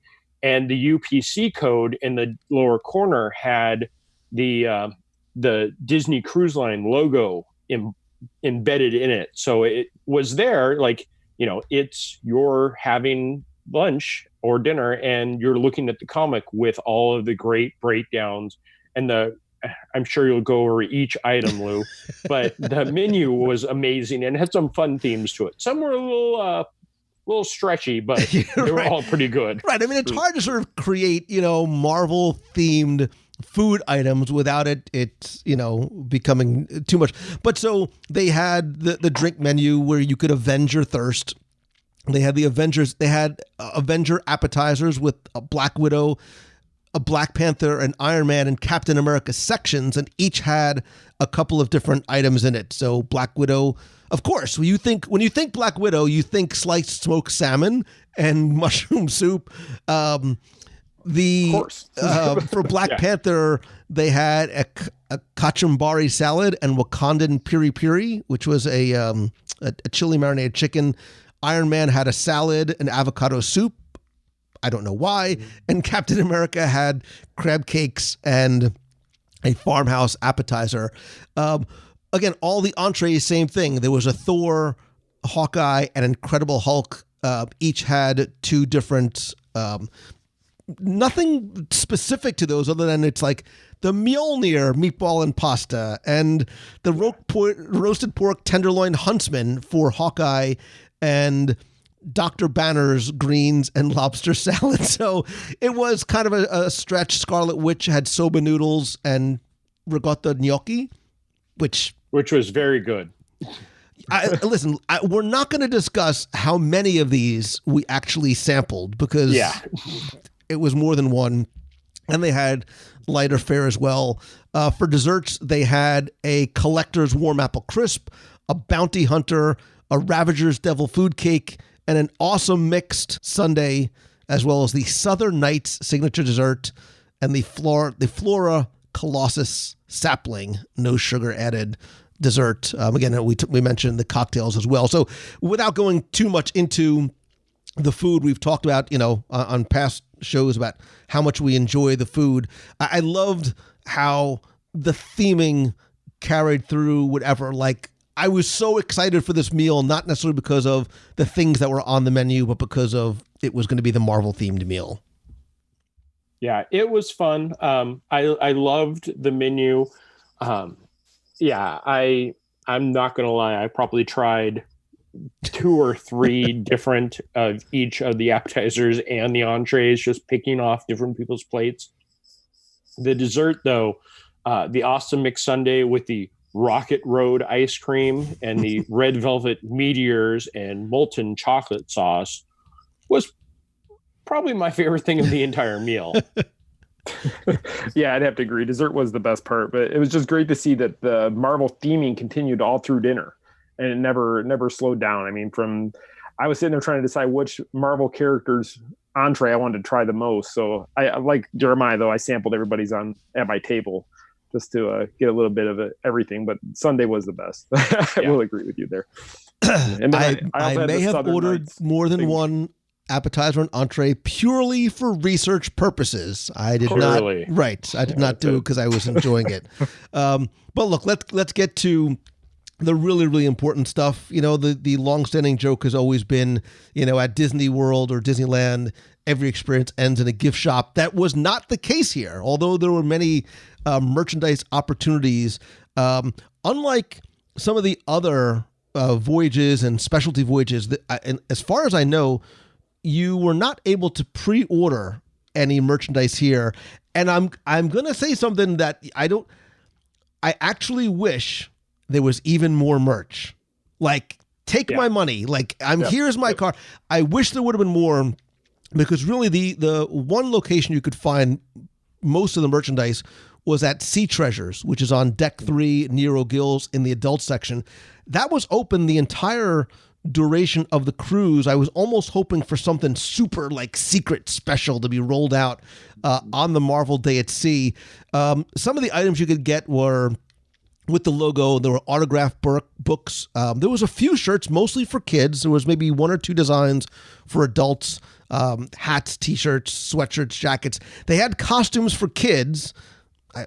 There was a little part of me that wished they had some for adults, some toys, lanyards, pins. They had the Infinity Gauntlet and the Marvel Day at Sea logo mug. No Tervis this year. Buttons, door magnets, popcorn buckets, the Spidey sipper, the patches.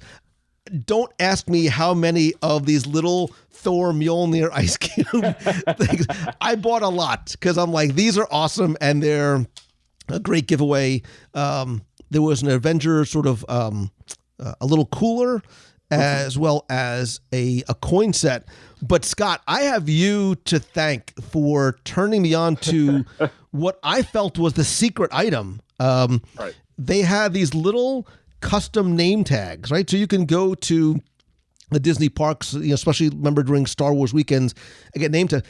There was no sign for these. There was nothing in any of the navigators or anything, but there were 2 different designs where you can get a blue Marvel Day at Sea or a red Avengers Marvel Day at Sea name tag with your name and one of probably 20 to 25 different locations and planets that you could originate from.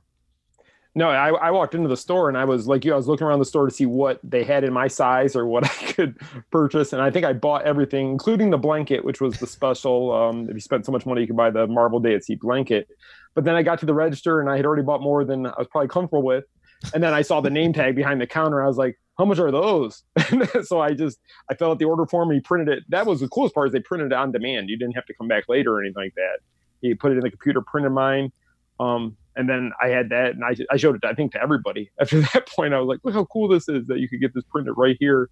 But the merchandise, like you, I wish they would have had more. There was I said that on the ship. I was like, I wish there was just more stuff. And I kept waiting for more to get released on Marvel Day. I thought maybe there'll be more trinkets or something.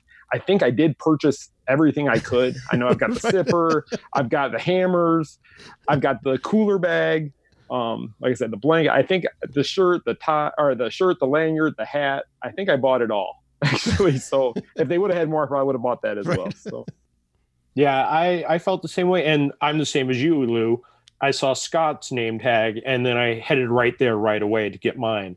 And it was great because it's all the different locations were in the Marvel universe. Some were a lot obscure, some not so much. Like I ended up with Nowhere from the Guardians of the Galaxy. And I think I had more people looking at my name tag going, where'd you get that? Than any other question I got. And I was like, they had plenty of them, which is another funny thing because it's a ship and it's not the parks or this Disney store. They don't have a lot of merch space. So by midday on the Marvel Day at Sea, they sold out of the adult Marvel Day at Sea shirt. So good tip, buy whatever you want early and often. Yeah, I agree. And, maybe our dreams do come true and they'll have even more Marvel merchandise at sea. And I think that's what it is. You get so excited and you're having such a good time. You want to try and, remember it any way that you can. My son almost had me convinced to buy that limited edition coin set that was in that acrylic. It was a limited edition of like 300. I think it was like $125. Obviously, if you're a platinum Castaway Key member, I think you save 10%, 15%, somewhere around there. But yeah, so we're not all platinum like you, Lou. Yeah, I know. See, we need to go cruising more. That's all. We need to cruise more. Yes, agreed. But they did, even like if you were going to see one of the shows, like I said, they had the popcorn buckets. I have my light up Spidey sipper, and the Mjolnir ice cube things were just a few dollars each. So the prices for things were not crazy. And then you're right, you're already spending so much. How do you not get the Marvel Day at Sea blanket? Yeah, right. And then there was the Iron Man cup as well. The mug too. I forgot about the mug. Yeah, so I did purchase everything that they threw in front of me. I couldn't stop. Yeah, I mean, look, obviously, in case you can't tell by our reactions, Marvel Day at Sea, I think far exceeded our expectations. I think if I had to sort of just, wrap it up with a couple of things to note, again, you have to remember going in. It is a Marvel Day at Sea. We wish it could have been 5 Marvel Days at sea, but it is one, and there's so much to do while you're on board. If you're not a Marvel fan, you don't have to say, "Oh, I can't take a Marvel Day at Sea cruise because I don't want to be inundated with the Marvel stuff." There's plenty of things that you can do and avoid by staying on deck, by going to the spa, dining locations, the adult section, Cove Cafe, or even just in your stateroom. It's not like if you're not a Marvel enthusiast, you are going to be overwhelmed with it everywhere you go.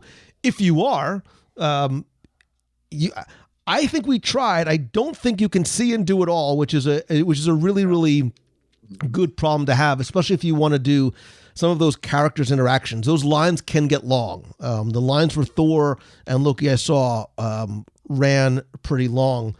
But to that point, this is a great opportunity if you're a huge fan to let your inner fandom out. There weren't just kids in costumes, but adults as well. And obviously, and that's why I mentioned the merchandise, you can purchase a couple of different ones for kids. I think they had like a Captain America and a Hulk, maybe. I think it was Hulk, yeah. But yeah, I mean, there were And that's something actually we didn't mention too.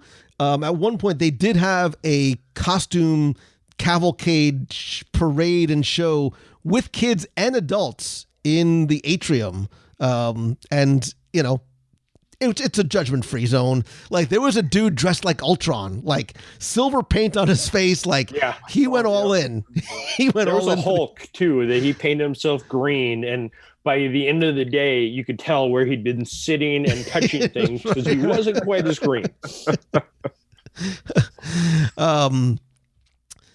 Let me see. What else? Any other sort of thoughts about the cruise or tips to get the most out of it? I know the one question I keep getting asked is, I'm not a Marvel fan, but my husband or my children are. Will I have fun? And my wife's not a huge Marvel fan. She goes to the movies. She knows the basics, but she's not a huge fan into it all. But for her, the ship was filled with Tangled the days prior to Marvel Day at Sea. So to her, it was the perfect cruise because she got to enjoy what she loved. Then there's the one day of all Marvel, which she actually did enjoy. There was no problem. So that's the one thing, is go into it with the open mind that even if you don't like Marvel, you're going to have a fun day as long as you keep your mind open to explore what the ship has to offer that day. Would be my advice. Yeah. My biggest advice would be, as soon as you get on, I mean, I'm sure all three of our sites and every other site that possibly has done anything has posted to the navigator, and those don't really change. Plan your day. Like, if you don't look before you go, when you get on the ship, bring up the app, go to that day, highlight what you want. It gives you reminders the night before you get the navigator. And just like all three of us, we sit there and go over it and double check everything, because there's so much to see and do. You will not see everything, but they're definitely the highlights. You know, the evening show, the USO Star Spangled Show was one that we all kind of walked into thinking, oh, it'll be interesting, and was one of the highlights of the night. Mm-hmm. So the pre-planning is the biggest thing. And yeah, bring lots of extra money for Mjolnirs and the extra souvenirs. Definitely. Yeah. So what do you think, if you had to look back, what's the one thing from your Marvel Day at Sea that you enjoyed the most? For me, it would be the show Marvel Heroes Unite at the end of the night. Just it was the perfect way to finish that day off. Like I said, I just can't say enough good things about the show. There was no part of it where I go, oh, they could get rid of this just from beginning to end, the show was perfect the way it was done. And I don't know how they could ever really improve on that. I'm sure they will. It's Disney. They'll figure out a way to make it even better, but it's phenomenal. And if you have to, like you said, if you have to take a nap in the afternoon to make sure you stay awake to see that show, do it, because it's worth it to see how they present that. For me, I loved the deck shows and everything, but the Meet the Masters, Brian Crosby, I didn't get to see the earlier one, but I heard that the other presentation was just as amazing. To see somebody that works for the company and express their love. And one of the things that we kind of glossed over was in the presentation we all saw, Brian Crosby hinted at what's possibly coming down the line for the parks, but also showed us highlights of the Ant-Man and the Wasp attraction in Hong Kong that I think they just released that morning. So we hadn't seen it because we were all on a ship. So we got to see what was going on across the country, across the world, that we are all one of the first people to see, just because we chose to go to a special presentation. And you guys hit on the exact two things that I would have mentioned. I loved having the Meet the Masters presentations because not only does it sort of humanize it and make it understandable and relatable and the people who truly make all of this stuff happen, but you're right. That nighttime show was such fun and such a pleasant surprise, which is really what this cruise for me was full of, was lots of little surprises, not just things that were on the navigator, but things that I would sort of encounter along the way. I have done a number of cruises, and I'm not just saying it, but like this very much was one of my favorite voyages I've ever taken because of what was happening on board the ship. Sometimes you enjoy a cruise. Look, I love Alaska because it's Alaska and it's amazing, and I love the wonder. I love the magic. She's my favorite ship. because she's smaller. I love the enhancements that they've made. But now with Marvel Day at Sea, it very, very quickly jumped up on my list of favorite voyages I've ever taken. And being able to do it with my son and with friends made it all the better. Is this something you guys would do again? Would you do another Marvel Day at Sea? Yeah, absolutely. Yeah. Next year, whatever happens, I will find a way to get on one, just because it is, it was only my second cruise, but it did blow me away. I don't think, and I've said this to friends, I'm like, yes, I want to do the Star Wars Day at Sea just to compare it, but Star Wars is a small corner where Marvel is this huge, overwhelming thing that can do a day, or like they could have done both days at sea as full Marvel, and I felt that there wouldn't have been a repeat. But I would do it just to see what they can top, which is, you already have the best ice cream in the world. Now they're just going to try to find better flavors. No, I agree 100%. No matter how I will figure out a way to get us on the ship for next year for sure, because I just have to go see it again. I actually already paid my $200 down payment on the ship, so I had that already put aside to help pay for it next year. So we will be on the ship again. There's no doubt to see that. Yeah, so this year in 2019, there are 10 voyages that run through January. There's 4 in February and 2 in March. We don't know of the 2020 dates yet. And hopefully, fingers crossed, you never know what I might be planning. They do the Marvel Day at Sea out of New York. So would like to do that. My mind thinking of ideas and just all the cool stuff we could do in New York as well. But guys, I cannot thank you enough for not just sharing the experience with me and my son on board the ship. We had such a good time getting to hang out together, but more importantly, to come on and share your thoughts and your experiences here with us. Scott, they can find you over at themainstreetmouse.com, and Jeremiah, they can find you over at laughingplace.com. I'll link to both of your guys' stuff in the show notes, and hopefully we can do this again. We have to nerd out. We have to bring our comic book fandom together one of these days soon and go to MegaCon. We'll have to go meet up at MegaCon this year. That's an idea. Cool, it is. Thank you guys again. Podcast. Thank you. Excelsior.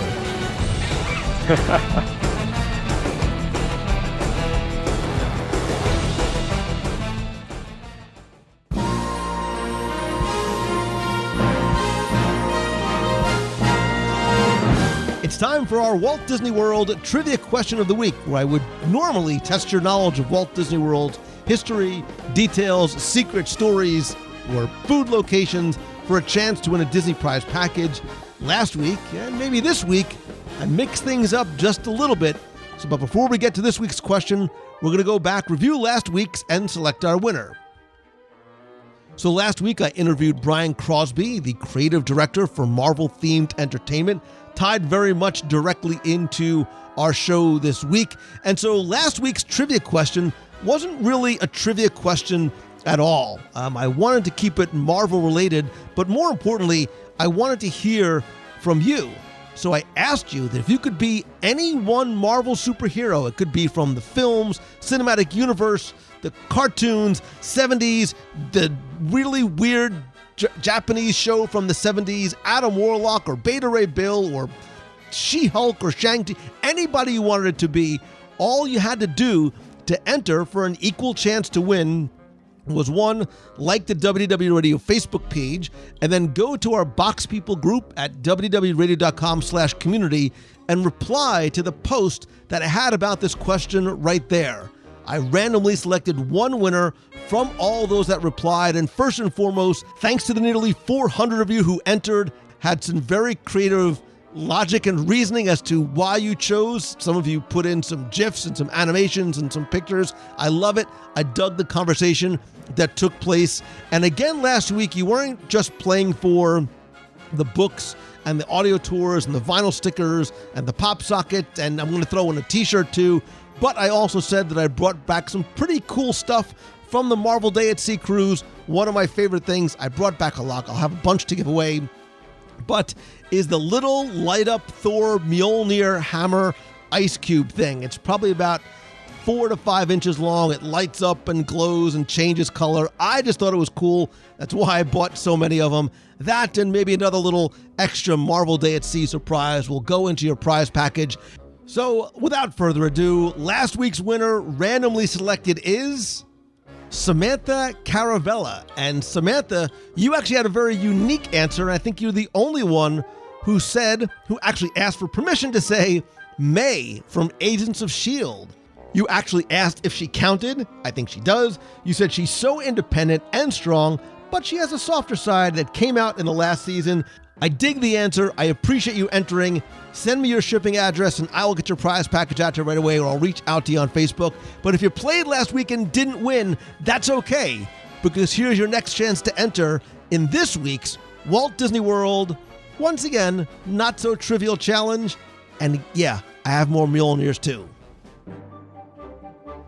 So part of the fun last week for me was not necessarily testing your knowledge of Marvel fandom and geekdom and cinematic universe-dom and comic book-dom, but really getting to hear from you, getting to know you, having some great conversation in the Box People group, which is what I hope to do.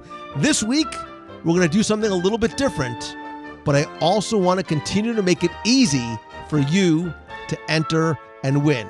Right? Because I said, I know you're not all geeks and Marvelites yet. We're going to try and change that. So I want to make it simple for you. So to enter, all you need to do this week is the following. We're going to move from Facebook to Instagram. All you need to do first is follow me on Instagram. I am at Lou Mongello. I'm going to post a photo about this week's podcast, as I do every week. All you got to do is follow me there, like the photo, and comment. And tell me one thing that you'd love to experience most during Marvel Day at Sea. Then you also need to tag a friend in your comments who loves Marvel and or Disney Cruise Line and who you think you'd like to have take a Marvel Day at Sea cruise with you, and invite them to listen to the show as well. Right? So you have to do all 4 things. Follow me on Instagram, like the photo about this week's podcast, comment, and tag a friend. Every person who does that will be entered to win. Now, this week, because this is our big Marvel Day at Sea recap and review show, the prize has to be equally as, I'm going to say it, marvelous. So, I am going to put in another Thor light-up Mjolnir. I can't even call it an ice cube thing because it's more like a cool decorative collectible. I'm also going to give you, I hate to part with it, but I dig it. I'm also, because I got an extra one, I'm also going to give you one of the light-up Spider-Man sippers, that's close to my heart, a Disney Cruise Line bag, a Disney Cruise Line pop socket, a Disney Cruise Line waterproof case for your iPhone, which comes in really handy at Castaway Key, a Disney Cruise Line luggage tag, and you are going to be the single one and only recipient for the one and only one of even I don't have one, a WDW Radio custom engraved name tag. We talked about it on this week's show. I thought it was the coolest, most unique item, and I convinced the cast member to let me put WDW Radio on the name tag from Terra, which is Earth. And you never know what other Disney and Marvel goodies I might include. Wait, you know what? I'm going to throw in, I'm looking at it over on the shelf. I'm also going to include the Marvel Day at Sea popcorn bucket as well. Who knows what else I might gather to put in. So you have until Sunday, February 3rd. You only have 1 week to enter. Again, follow me on Instagram. I'm at Lou Mongello. Like the photo about this week's podcast. Comment there. Tell me something you'd like to experience during Marvel Day at Sea. And you have to tag a friend in the comments who loves Marvel or Cruise Line and who maybe you'd like to take on a Marvel Day at Sea cruise with you. So good luck. Have fun. Enough said.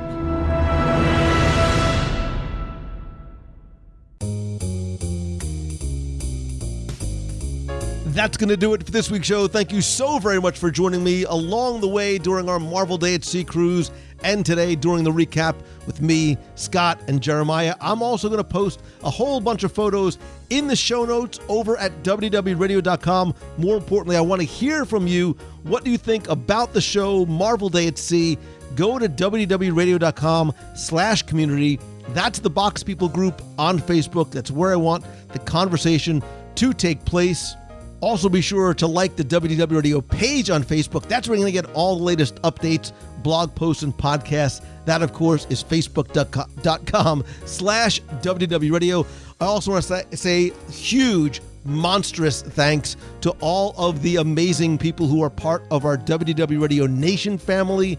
I sincerely appreciate your love and your support and your friendship and your help, as well as being able to give back to you, and thank you for everything that you give to me and the show each and every week. I want to thank some new and some longtime members of the Nation family, including Jimmy Swoop, Mark Thompson, Courtney Schubart, Jimmy Kenny, Justin Carrington, Quincy Julian, Michael Nip, Bess Auer, Avi Patel, Beth Hausberger, and Aaron Andes. I appreciate all of you who are part of the family. To find out how you can join the fun, join the Nation, and get exclusive rewards every month, I create a brand new scavenger hunt. We have a private Facebook group. There's Magic Band covers, logo gear, t-shirts, and backpacks, and shirts and whatnot. You also get exclusive live video group calls every month where it's not just me, but all of us get together in the room and talk about all things Disney and Marvel and anything between. You also get exclusive early access to special events and some WDW Radio Nation only events. I have a few planned for this coming year. Also, don't forget that a portion of your contribution does go to our Dream Team project, which benefits the Make-A-Wish Foundation of America. To find out more, to be part of the Nation family, go to WDWRadio.com/support. You can also connect with me everywhere on social. I'm at Lou Mongello on the Twitter and the Instagram and the Pinterest and the LinkedIn, and I'm probably missing somewhere else. Be sure and visit the site at WDWRadio.com. We have an amazing team of incredibly talented and gifted and diverse blog writers. You can also subscribe to our free email newsletter where you can find out all the news you need to know first. And by subscribing, you also get my free book, 100 Things to Do at Walt Disney World at least once, just for subscribing to the newsletter. And of course, as much as I love connecting and talking with you online, I believe nothing beats a handshake and a hug. That's why I continue to do Meets of the Month every month in Walt Disney World. Our next one is going to be over Princess Marathon weekend. It will be Saturday, February 23rd. Stay tuned to not just the newsletter and social media, but the Facebook page for time and location. We also have other events upcoming, not just in Walt Disney World, but around the country, around the world, and at sea. We have 2 spots left for our October Adventures by Disney to Japan. We have our cruise out of New Orleans in February 2019. We got D23 Expo coming up this summer, and we're working on a few other things with me and my friends like Becky over at Mouse Fan Travel that we are going to announce very, very soon. I also do meetups on the road as I travel to speak, and if I can come to speak and help your business, your conference, your event, or your school, visit LouMongello.com. There you can find out some of the different speaking topics that I can bring to your business or your organization, a lot of which involve Disney and how they deliver exceptional customer service and how you can in your business as well as leadership lessons learned from Walt Disney. Lots more. Again, you can find all that at LouMongello.com, including more information about my Momentum Weekend Workshop. That's September 28th and 29th. It is a 2-day workshop with optional mastermind here in Walt Disney World, limited to just 50 people, where I help you, and with the help of other speakers and entrepreneurs in the room, help you turn what you love into what you do. So if you have a blog, a vlog, an idea, a brick and mortar business, an online store, or you're just getting started, we can help you turn your passion into your profession. I'm going to announce one of our keynote speakers very, very soon. Again, that's September 28th and 29th. And stay tuned. I have rescheduled our 10-person weekend retreat in Walt Disney World for this summer. I will announce it to past attendees and WDW Radio Nation members this week. They get first access, and then I'll open it up to everybody else next week. So stay tuned to that weekend retreat in a 3-day luxury vacation home. It's sort of like a weekend mastermind session. I'll announce all those very, very soon. Thanks as always to Becky Menken and her team from Mouse Fan Travel. Whether it's a Disney destination or anywhere on the planet, they give you exceptional personal service, which is their hallmark. You can find them at mousefantravel.com, and you can subscribe and order back issues to Celebrations Magazine by going to celebrationspress.com. And as always, my friend, and you are my friend, you prove that every single day, every single week. All I ask is that if you like the show, and I hope that you do, and if you don't, tell me what I can do to improve it. But if you do, please help spread the word, right? That's how the community and the family grows. Let others know about it. Tweet out that you're listening. Share a link to this or your favorite episode. Tag me on Facebook. And if you can, it takes like 27 seconds to rate and review the show over on iTunes. I want to thank some recent reviewers like James in the ATX, who says Lou's legendary. I don't know about that, but he says, I'm not very familiar with the history of Disney podcasts, but I'm pretty sure Lou's one of the founding fathers. Yeah, man, I go back to like 2005. Like, I'm old school. Lou loves Disney. Very true. It's easy to tell. His knowledge of the parks and history is never ending, and he's able to discuss various Disney topics for hours. True, which make for an awesome podcast. I only wish they were more frequent. My only complaint. Thanks, Lou. Listen, every week, I promise. M. Desi says, just like being in Disney, Lou does an incredible job making the show informative and fun. His podcast has gotten me through some gloomy times. I'm sad that you had to go through them, but I'm happy they brought you, like I said, a little smile, a little bit of that Disney magic. And CP Murphy says, it's my favorite. I love the podcast. I always feel like a little bit of Disney magic is brought into my car rides when I listen to it. Keep it up. Smiley face, CP Murphy, M. Desi, and James and ATX. Thanks to you and everybody else who has left a rating and review. Just search for WDW Radio on iTunes or go to wdwradio.com/iTunes. I'll show you exactly how and where to do it. And finally, and most importantly, you are what is most and who is what are most is important to me. I do this show for and with and really because so many of you are part of the show each week, by you as well.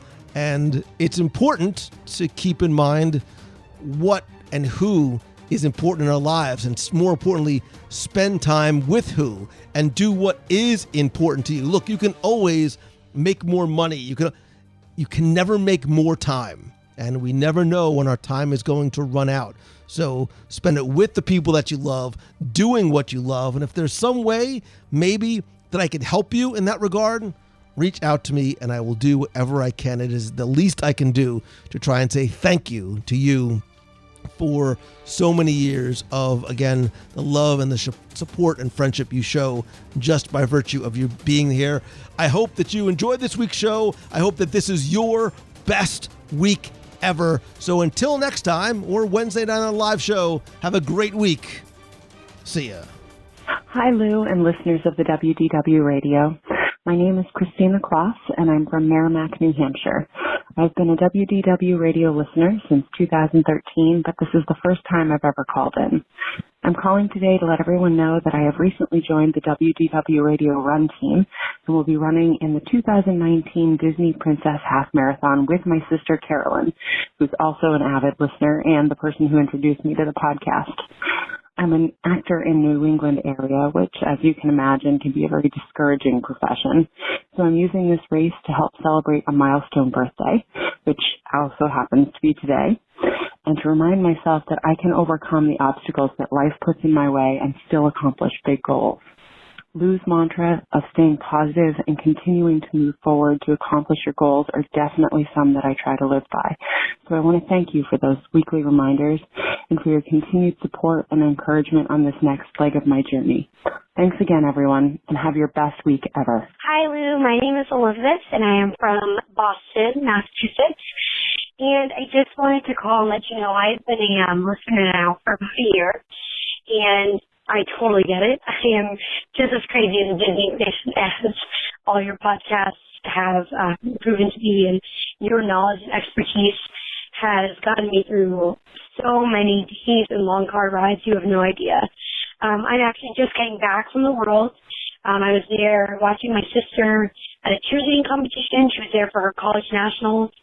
And unfortunately, due to all the crazy snow we've had here in Boston and the surrounding areas, she is now stuck there for 2 more days. And because of the expertise you have given me and my family who loves to listen to your show, I have been able to call her throughout the day and give her some fun facts, some history, and just some extra magic as she's kind of wandered through the parks with some teammates, which has made her experience, I think, a little bit more enjoyable.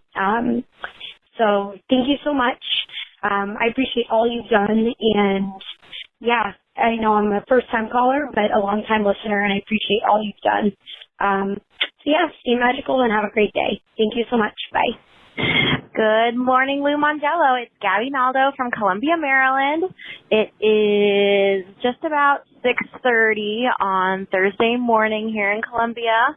So I just want to wish a congratulations to all the 5K runners this morning. Y'all are probably done at this point or getting close to being done.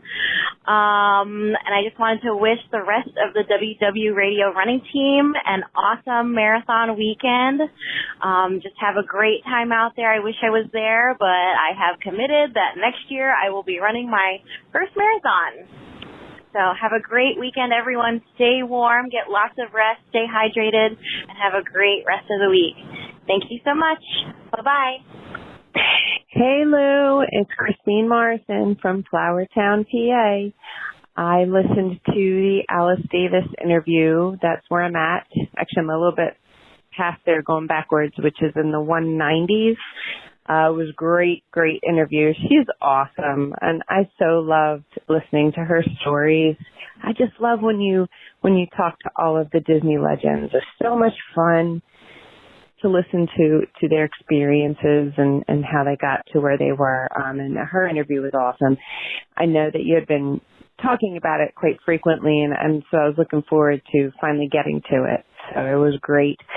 The interview this week was awesome as well. All the Marvel stuff. I'm so excited for Marvel. I just watched Thor Ragnarok last night with my son because he's working his way through the universe, and that's where he's at. And also, I know. You guys have to come up here for the Marvel exhibit at the Franklin Institute. You have to come. I just heard a commercial for it today on the radio, so you gotta do it. Make it happen. I'll take you to get cheesesteak. All right? Or you can go run up or walk up the Art Museum steps and take your picture with the Rocky statue. So take care, everybody. Thanks for one smile. My dog's barking. Bye-bye.